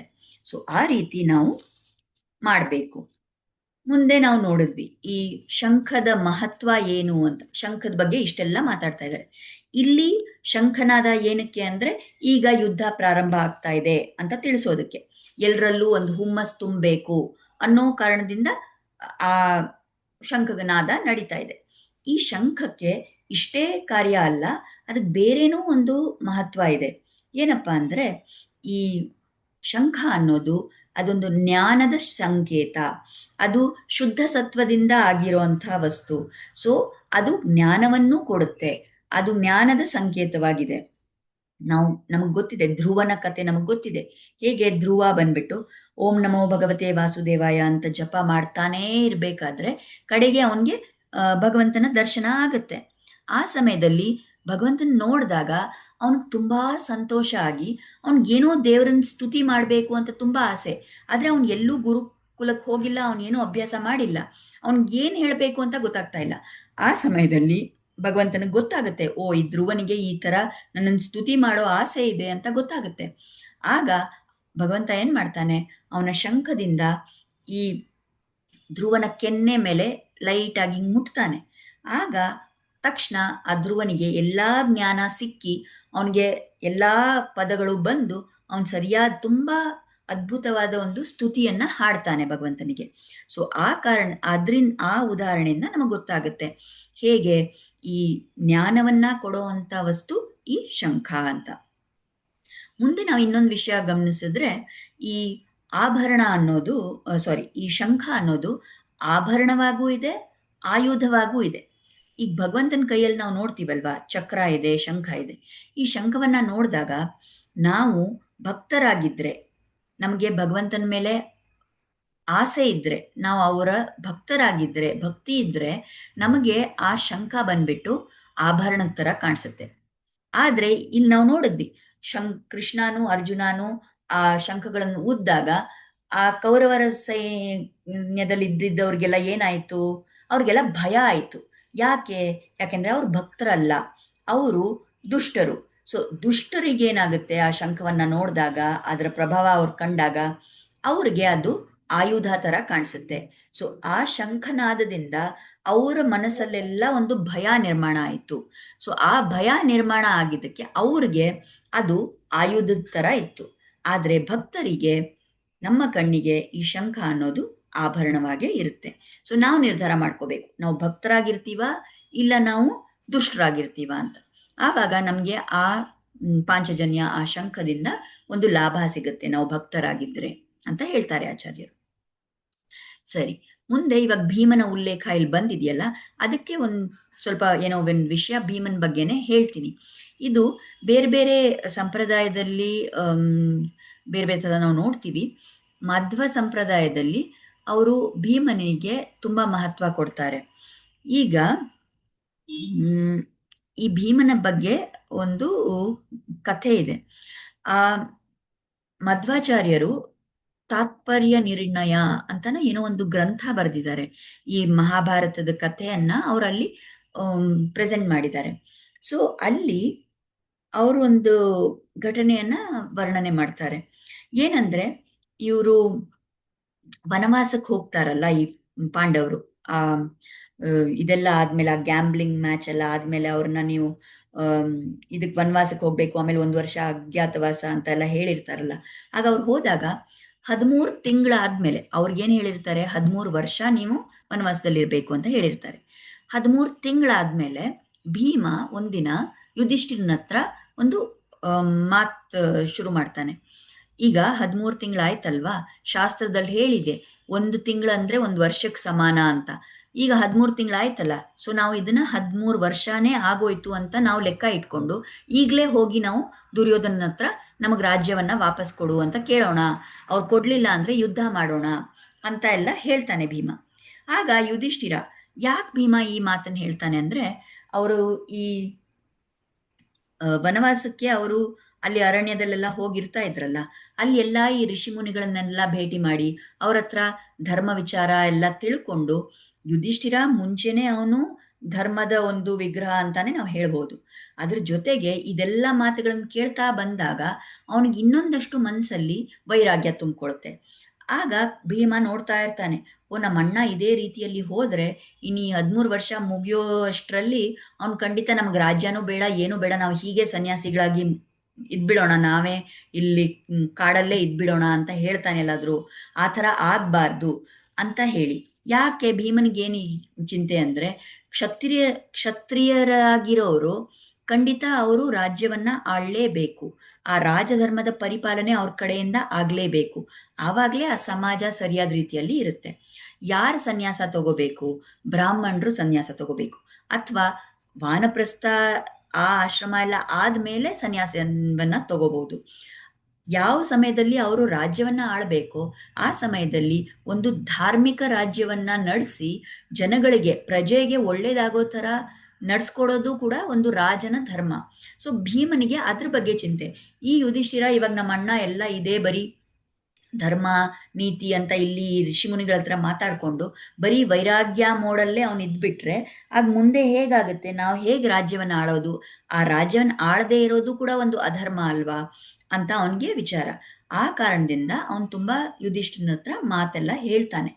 ಆ ಸಮಯದಲ್ಲಿ ಅವನು ಹೇಳೋ ಎಷ್ಟೊಂದು ವಿಷಯಗಳು ಆ ಅವ್ರ ಮಧ್ವಾಚಾರ್ಯರು ಬರ್ದಿರೋ ಆ ಇದರಲ್ಲಿ ಕಾಮೆಂಟ್ರಿಯಲ್ಲಿ ಭೀಮಗೀತೆ ಅಂತಾನೆ ಇದಕ್ಕೆ ಒಂದು ಹೆಸರು ಕೊಟ್ಟಿದ್ದಾರೆ. ಅಲ್ಲಿ ಬಹಳಷ್ಟು ವಿಷಯಗಳು ಈಗ ಹೇಗೆ ಕೃಷ್ಣ ಅರ್ಜುನನಿಗೆ ಭಗವದ್ಗೀತೆಯಲ್ಲಿ ಮುಂದೆ ಹೇಳ್ತಾನಲ್ಲ, ಅದೇ ಥರ ವಿಷಯಗಳನ್ನ ಅಲ್ಲಿ ಭೀಮ ಯುಧಿಷ್ಠಿರನಿಗೆ ಹೇಳ್ತಾನೆ. ಲೈಕ್ ಫಾರ್ ಎಕ್ಸಾಂಪಲ್ ಒಂದು ಶ್ಲೋಕ ಇದೆ ಈ ಭಗವದ್ಗೀತೆಯಲ್ಲಿ, ಹತೋವಾ ಪ್ರಾಪ್ಸ್ಯಸಿ ಸ್ವರ್ಗಂ ಜಿತ್ವಾ ವಾ ಭೋಕ್ಷ್ಯಸೆ ಮಹೀಂ ತಸ್ಮಾದುತ್ತಿಷ್ಠ ಕೌಂತೆಯ ಯುದ್ಧಾಯ ಕೃತನಿಶ್ಚಯ. ಕೃಷ್ಣ ಅರ್ಜುನನ್ಗೆ ಹೇಗೆ ಹೇಳ್ತಾನೆ ಅಂದ್ರೆ, ನೀನ್ ಏನಾದ್ರೂ ಇಲ್ಲಿ ಈ ಯುದ್ಧದಲ್ಲಿ ನೀನ್ ಸೋತ್ ಹೋದ್ರೆ ನೀನ್ ಸ್ವರ್ಗಕ್ಕೆ ಹೋಗ್ತೀಯ, ಇಲ್ಲ ನೀನ್ ಜಯಿಸಿದ್ರೆ ನೀನ್ ಇಲ್ಲಿ ರಾಜ್ಯ ಆಳ್ಕೊಂಡಿರ್ತೀಯ. ಯಾವ ವಿಧದಲ್ಲಿ ನೋಡಿದ್ರು ನಿನಗದು ಒಳ್ಳೇದೇನೆ. ಸೊ ನೀನ್ ಎದ್ದೇಳು, ಧೈರ್ಯದಿಂದ ನೀನು ಹೋರಾಡು ಅಂತ ಹೇಳಿರ್ತಾನೆ. ಅದೇ ಥರ ವಿಷಯಗಳನ್ನ ಈ ಭಗವದ್ಗೀತೆ ಆಗ್ತಾ ಇರೋದು ಈಗ ಕುರುಕ್ಷೇತ್ರ ಯುದ್ಧದಲ್ಲಿ. ಆದ್ರೆ ಅವ್ರು ಅಲ್ಲಿ ವನವಾಸದಲ್ಲಿ ಇದ್ದಾಗಲೇ ಭೀಮ ಕೂಡ ಇಂಥ ಬಹಳಷ್ಟು ವಿಷಯಗಳನ್ನ, ರಾಜಧರ್ಮದ ವಿಷಯಗಳನ್ನ ಅವನ್ ತಮ್ಮ ಆಗಿದ್ರೂ ಕೂಡ ಅವ್ರ ಅಣ್ಣನಿಗೆ ಯುಧಿಷ್ಠಿರನಿಗೆ ಬೋಧನೆ ಮಾಡ್ತಾನೆ. ಸೊ ಅಷ್ಟೊಂದು ಇಂಪಾರ್ಟೆನ್ಸ್ ಭೀಮನಿಗೆ ಇದೆ. ಅಂದ್ರೆ ನಾವು ಸಾಮಾನ್ಯವಾಗಿ ಅನ್ಕೊಳ್ಳೋದು ಏನು, ಭೀಮ ಬರೀ ಅವನು ಶಾರೀರಿಕವಾಗಿ ಅವನಿಗೆ ಶಕ್ತಿ ಇತ್ತು, ಬರೀ ಅವನು ಜಾಸ್ತಿ ತಿಂತಾ ಇದ್ದ, ಮತ್ತು ಅವನೊಂಥರ ಎಲ್ಲರನ್ನೂ ನಗಿಸ್ಕೊಂಡು ಜೋಕರ್ ಥರ ಆ ಥರ ಅಂತ ಒಂದು ಕನ್ವೆ ಆಗುತ್ತೆ ಒಂದೊಂದ್ಸರಿ ನಾವು ಈ ಸಾಮಾನ್ಯವಾಗಿ ಈ ಬರೋ ಈ ಪ್ರೋಗ್ರಾಮ್ಸ್ ಅಲ್ಲೆಲ್ಲ ನೋಡಿದ್ರೆ. ಆದ್ರೆ ಭೀಮಾನೂ ಕೂಡ ತುಂಬಾ ಜ್ಞಾನಿಯಾಗಿದ್ದ, ಅವನೇ ಯುಧಿಷ್ಠಿರನಿಗೆ ಇಷ್ಟೆಲ್ಲ ಬೋಧನೆ ಮಾಡಿದ್ದ ಅಂತ ಹೇಳ್ತಾರೆ ಆಚಾರ್ಯರು. ಸರಿ, ಮುಂದೆ ಇನ್ನೊಂದು ಕತೆ ಇದೆ ಭೀಮನ ಬಗ್ಗೆ. ಈ ಕುರುಕ್ಷೇತ್ರ ಯುದ್ಧ ಎಲ್ಲ ಆಗ್ಬಿಟ್ಟು ಸರಿ ಯುಧಿಷ್ಠಿರ ರಾಜ ಆಗ್ತಾನೆ, ಅವನೇ ರಾಜ್ಯವನ್ನ ಆಳ್ತಾ ಇರ್ತಾನೆ. ಆ ರಾಜ್ಯದಲ್ಲಿ ಒಂದು ಕಾಮನ್ ಆಗಿ ಒಂದು ರೋಡ್ ಮಧ್ಯದಲ್ಲಿ ಈ ಯುಧಿಷ್ಠಿರನ ಅರಮನೆ ಮುಂದ್ಗಡೆ ಅಥವಾ ಆ ಮಹಾಸಭೆಯ ಮುಂದ್ಗಡೆ ಎಲ್ಲೋ ಒಂದ್ ಕಡೆ ಒಂದು ದೊಡ್ಡ ಗಂಟೆಯನ್ನ ಕಟ್ಟಿಟ್ಟಿರ್ತಾರೆ. ಯಾರಿಗಾದ್ರೂ ಏನಾದ್ರೂ ತೊಂದರೆ ಆದ್ರೆ ಅಥವಾ ಯಾರಿಗಾದ್ರೂ ಏನೋ ಒಂದು ಎಲ್ಲರ ಹತ್ರನೂ ಕನ್ವೆ ಮಾಡ್ಬೇಕಂದ್ರೆ ಆ ಗಂಟೆಯನ್ನ ಹೊಡೆದಾಗ ಆ ಊರಲ್ಲಿ ಇರೋ ಎಲ್ಲಾ ಜನ ಅಲ್ಲಿ ಬರ್ತಾರೆ. ಆವಾಗ ಅವ್ರು ಹೇಳ್ಬೋದು ಅವ್ರ ವಿಷಯ ಏನಿದೆ ಅಂತ. ಆ ಥರ ಒಂದು ಪ್ರಥೆ ಇತ್ತು, ಆ ಥರ ಒಂದು ಸಿಸ್ಟಮ್ ಮಾಡಿಟ್ಟಿದ್ರು. ಒಂದಿನ ಏನಾಗುತ್ತೆ, ಅಲ್ಲಿ ರಾಜ್ಯಸಭೆಯಲ್ಲಿ ಭೀಮ, ಅರ್ಜುನ, ಯುಧಿಷ್ಠಿರ ಎಲ್ಲರೂ ಕೂತಿರ್ತಾರೆ. ಆಗ ಯಾರೋ ಒಬ್ಬ ವ್ಯಕ್ತಿ ಅವನ್ ಬಂದ್ಬಿಟ್ಟು ಯುಧಿಷ್ಠಿರನ ಹತ್ರ ಏನೋ ಅವನ್ ತೊಂದರೆ ಹೇಳ್ಕೊತಾನೆ. ನನಗೆ ಈ ತರ ಕಷ್ಟ ಆಗಿದೆ, ನನಗೆ ನೀವು ಸಹಾಯ ಮಾಡಬೇಕು, ನೀವೇ ರಾಜ ಅಲ್ವಾ, ಅದಕ್ಕೆ ನಾನು ನಿಮ್ಮ ಹತ್ರ ಸಹಾಯ ಕೇಳಕ್ ಬಂದಿದ್ದೀನಿ ಅಂತ. ಅವಾಗ ಏನಾಗುತ್ತೆ, ಯುಧಿಷ್ಠಿರ ಬೇರೆ ಯಾವುದೋ ವಿಷಯದ ಬಗ್ಗೆ ಏನೋ ಕಾರ್ಯ ಮಾಡಬೇಕಾಗಿರುತ್ತೆ, ಅದಕ್ಕೆ ಸ್ವಲ್ಪ ಸಮಯ ಇಲ್ಲ ಅಂತ ಅನ್ಕೊಂಡು ಆ ವ್ಯಕ್ತಿಗೆ ಯುಧಿಷ್ಠಿರ ಏನ್ ಹೇಳ್ತಾನಂದ್ರೆ, ಸರಿ ನಿನ್ ವಿಷಯ ಹೇಳಿದ್ಯಾ, ಆಯ್ತು ನೀನ್ ಹೋಗ್ಬಿಟ್ಟು ಇವತ್ತು ನಾಳೆ ಬಾ, ನನ್ ಖಂಡಿತ ನಾಳೆ ನಿನ್ಗೇನ್ ಬೇಕೋ ಆ ಸಹಾಯ ನಾನು ನಾಳೆ ಮಾಡ್ತೀನಿ, ನೀನ್ ನಾಳೆ ಬಾ ಅಂತ ಕಳಿಸ್ತಾನೆ ಯುಧಿಷ್ಠಿರ. ಅದಾಗಿದ್ ಕೂಡ್ಲೆ ಭೀಮ ಏನ್ ಮಾಡ್ತಾನೆ, ಹೋಗ್ಬಿಟ್ಟು ಆ ಪಬ್ಲಿಕ್ ಸ್ಪೇಸ್ ಅಲ್ಲಿ ನಿಂತ್ಕೊಂಡು ಆ ಗಂಟೆಯನ್ನ ಜೋರಾಗಿ ಹೊಡಿತಾನೆ. ಎಲ್ಲರೂ ಓಡ್ ಬರ್ತಾರೆ, ಯುಧಿಷ್ಠಿರನು ಬರ್ತಾನೆ. ಏನಾಯ್ತು ಭೀಮ, ನೀನ್ ಯಾಕೆ ಈ ತರ ಗಂಟೆ ಹೊಡಿತಾ ಇದೀಯಾ, ಏನಾಯ್ತು, ಏನ್ ನಿಂತು ಪ್ರಾಬ್ಲಮ್ಮು ಅಂತ ಕೇಳ್ತಾರೆ.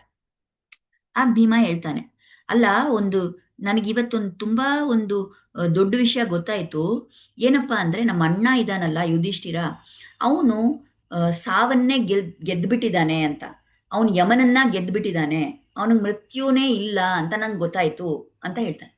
ಆಗ ಯುಧಿಷ್ಠಿರ ಅಂತಾನೆ, ನೀನ್ ಏನ್ ಹೇಳ್ತಾ ಇದೀಯ, ನಂಗೇನು ಅರ್ಥ ಆಗ್ತಾ ಇಲ್ವಲ್ಲ, ನಿನ್ ಯಾರು ಹೇಳಿದ್ರು, ಏನಿದೆಲ್ಲ ನೀನ್ ಏನೋ ವಿಚಿತ್ರವಾಗಿ ಮಾತಾಡ್ತಾ ಇದೀಯಾ ಅಂತ ಕೇಳ್ತಾನೆ ಯುಧಿಷ್ಠಿರ. ಆವಾಗ ಭೀಮ ಹೇಳ್ತಾನೆ, ಅಲ್ಲ ನೀನ್ ಇವಾಗ ಅವ್ರು ಯಾರೋ ಒಬ್ರು ನಿನ್ನ ಸಹಾಯ ಕೇಳಕ್ ಬಂದ್ರಲ್ವಾ, ನೀನ್ ಎಷ್ಟು ಕಾನ್ಫಿಡೆಂಟ್ ಆಗಿ ಅವನ್ಗೆ ಇವತ್ತು ಹೋಗು ನೀನ್ ನಾಳೆ ಬಾ ಅಂತ ಹೇಳಿದ್ಯಾ, ಅಂದ್ರೆ ಏನು, ಇವಾಗ ನಿನಗ್ ಗ್ಯಾರಂಟಿ ಗೊತ್ತಿದೆ ನೀನ್ ನಾಳೆನೂ ಬದುಕಿರ್ತೀಯಾ, ನೀನ್ ನಾಳೆನೂ ಅವನಿಗೆ ಸಹಾಯ ಮಾಡೋ ಪರಿಸ್ಥಿತಿಯಲ್ಲಿ ಇರ್ತೀಯಾ, ಸೊ ನಿನಗೆಲ್ಲ ಫ್ಯೂಚರ್ ಗೊತ್ತಾಗಿದೆ. ಹಾಗಂದ್ರೆ ಅಂದ್ರೆ ನೀನ್ ನಿಜವಾಗ್ಲೂ ನಿನ್ ಸಾವನ್ನ ಗೆದ್ದಿರೋನಲ್ವಾ, ಅದಕ್ಕೆ ನಾನು ಇದನ್ನ ಹೇಳಕ್ ಬಂದಿದ್ದೀನಿ ಅಂತ ಹೇಳ್ತಾನೆ. ಸೊ ಇಲ್ಲಿ ಆಚಾರ್ಯರು ಹೇಳ್ತಾರೆ, ಈ ಒಂದು ಮಾತು ನಾವು ಸಾಮಾನ್ಯವಾಗಿ ಯುಧಿಷ್ಠಿರಾನೇ ಧರ್ಮವಂತ, ಯುಧಿಷ್ಠಿರಾನೇ ಜ್ಞಾನಿ ಅಂತ ಅನ್ಕೋತೀವಿ. ಬಟ್ ಭೀಮಾನು ಕೂಡ ಇಲ್ಲಿ ಅವ್ರ ಅಣ್ಣನಿಗೆ ಒಂದು ಜ್ಞಾನದ ಮಾತನ್ನ ಹೇಳ್ತಾನೆ.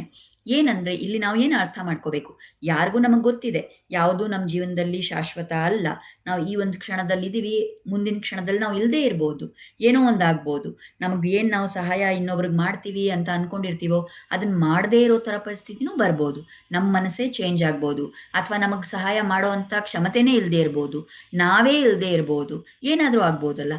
ಯಾವ ಕಾನ್ಫಿಡೆನ್ಸ್ ಇಂದ ಯುಧಿಷ್ಠಿರ ನೀನು ಈ ತರ ಹೇಳ್ದೆ ಅವನಿಗೆ, ನೀನ್ ಸಹಾಯ ಮಾಡ್ಬೇಕಾಗಿದ್ದು ಇದೇ ಕ್ಷಣದಲ್ಲಲ್ವಾ, ಯಾರೋ ಬಂದು ನಿನ್ ಮುಂದೆ ನಿಂತ್ಕೊಂಡಾಗ ಆ ಕ್ಷಣದಲ್ಲಿ ನಿನ್ನಿಂದ ಏನಾಗುತ್ತೋ ಆ ಸಹಾಯ ನೀನ್ ಮಾಡ್ಬೇಕಿತ್ತಾನೆ. ಅವನನ್ನ ನೀನ್ ಹೋಗ್ಬಿಟ್ಟು ನಾಳೆ ಬಾ ಅಂತ ಕರ್ದಿದ್ಯಾ ಅಂದ್ರೆ ಅವಾಗ ನಿನಗ್ ತುಂಬಾ ಕಾನ್ಫಿಡೆನ್ಸ್ ಇದೆ, ನಾಳೆನೂ ನೀನ್ ಇದೀಯಾ ಅಂತ, ಅಂದ್ರೆ ನಿನ್ ಸಾವನ್ನೇ ಗೆದ್ದಿದ್ಯಾ ಅಂತ ನಿನಗೆ ಕಾನ್ಫಿಡೆನ್ಸ್ ಇದೆ. ಸೊ ಈ ನಮ್ ರಾಜ್ಯದಲ್ಲಿ ಇರೋರು ಎಲ್ರಿಗೂ ಗೊತ್ತಾಗ್ಲಿ ಈ ವಿಷಯ ಅಂತ, ಅದಕ್ಕೆ ನಾನು ಬೆಲ್ ಹೊಡ್ದೆ ಅಂತಾನೆ ಭೀಮ. ಸೊ ಇಲ್ಲಿ ಅವ್ರು ಬರೀ ಯುಧಿಷ್ಠಿರನ್ಗೆ ಹೇಳಿದ್ದಷ್ಟೇ ಅಲ್ಲ. ಸೊ ಆಮೇಲೆ ಏನ್ ಮಾಡ್ತಾನೆ ಯುಧಿಷ್ಠಿರ, ಆ ಮನುಷ್ಯನನ್ನ ಕರೆದ್ಬಿಟ್ಟು ಅವ್ನಿಗೇನ್ ಬೇಕೋ ಸಹಾಯ ಮಾಡ್ತಾನೆ. ಅದ್ ಕತೆ ಭಾಗ ಆಯ್ತು. ಆದ್ರೆ ನಾವು ಇಲ್ಲಿ ಕಲಿಯಕ್ ತುಂಬಾ ಇದೆ. ನಮಗೂ ಯಾವತ್ತಾದ್ರೂ ಯಾರಾದ್ರೂ ಏನಾದ್ರೂ ಒಂದು ಸಹಾಯ ಕೇಳಿದ್ರೆ, ನಾವು ಏನೋ ಒಂದು ಮಾಡ್ಬೇಕು ಅನ್ಕೊಂಡಿದ್ರೆ ಆ ಕ್ಷಣದಲ್ಲೇ ನಾವು ಮಾಡ್ಬಿಡ್ಬೇಕು, ಆ ಸಮಯದಲ್ಲೇ ಮಾಡ್ಬಿಡ್ಬೇಕು.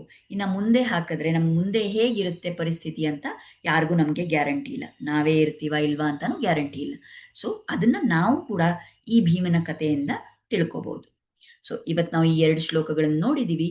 ಮುಂದಿನ ಸತ್ಸಂಗದಲ್ಲಿ ಇನ್ನ ಮುಂದೆ ಏನಾಗುತ್ತೆ ಅಂತ ನೋಡೋಣ. ಬೇರೆ ಬೇರೆ ಯೋಧರು ಅವರು ಶಂಖವನ್ನ ಊದೋದ್ರ ಬಗ್ಗೆ ಹೇಳ್ತಾರೆ. ಇನ್ನ ಮುಂದೆ ಏನಾಗುತ್ತೆ ಅಂತ ವರ್ಣನೆ ಇರುತ್ತೆ. ಅದೆಲ್ಲ ನಾವು ಮುಂದಿನ ಸರಿ ನೋಡೋಣ. ಈಗ ಈ ಸತ್ಸಂಗವನ್ನ ನಮ್ಗೆ ಪ್ರಾರಂಭ ಮಾಡೋದಕ್ಕೆ, ಇದನ್ನ ಮುಂದುವರ್ಸ್ಕೊಂಡು ಹೋಗೋ ತರ ಒಂದು ಕ್ಷಮತೆ, ಇದನ್ನ ಕೇಳಿ ನಾವು ಏನೋ ನಮ್ಮ ಜೀವನದಲ್ಲಿ ಬದಲಾಗ್ತಾ ಇದ್ದೀವಿ ಅನ್ನೋದಕ್ಕೆ, ಈ ಎಲ್ಲಾ ವಿಷಯಗಳಿಗೂ ಶ್ರೀಕೃಷ್ಣ ಮತ್ತು ಆಚಾರ್ಯರ ಚರಣಗಳಲ್ಲಿ ನಾವು ಕೃತಜ್ಞತೆಯನ್ನ ಸಲ್ಲಿಸೋಣ. ನೀವೆಲ್ಲರೂ ಕೂಡ ಇದನ್ನ ತುಂಬಾ ಇಂಟ್ರೆಸ್ಟ್ ಇಂದ ಕೇಳ್ತಾ ಇದ್ದೀರಾ. ಅನ್ಫಾರ್ಚುನೇಟ್ಲಿ ನನಗೆ ಸ್ವಲ್ಪ ಟೈಮು ಸೆಟ್ ಆಗ್ತಾ ಇಲ್ಲ ಇದನ್ನ ರೆಗ್ಯುಲರ್ ಆಗಿ ಮಾಡೋ ತರ. ಆದ್ರೆ ನೋಡೋಣ, ಅದಕ್ಕೂ ಭಗವಂತನಲ್ಲೇ ಪ್ರಾರ್ಥನೆ ಮಾಡ್ಕೊಳ್ಳೋಣ, ಅವ್ರ ಕೃಪೆಯಿಂದ ಆಚಾರ್ಯರ ಅನುಗ್ರಹದಿಂದ ಇನ್ನ ರೆಗ್ಯುಲರ್ ಆಗಿ ಇದನ್ನ ಮುಂದುವರಿಸೋ ತರ ಒಂದು ನನಗೂ ಒಂದು ಕ್ಷಮತೆ ಡೆವಲಪ್ ಆಗಲಿ ಅಂತ ಹೇಳಿ ಕೇಳ್ಕೊಂಡು ಇವತ್ತಿನ ಸತ್ಸಂಗ ಇಲ್ಲಿಗೆ ನಿಲ್ಲಿಸೋಣ. ಎಲ್ರಿಗೂ ಧನ್ಯವಾದ. ನಮಸ್ಕಾರ.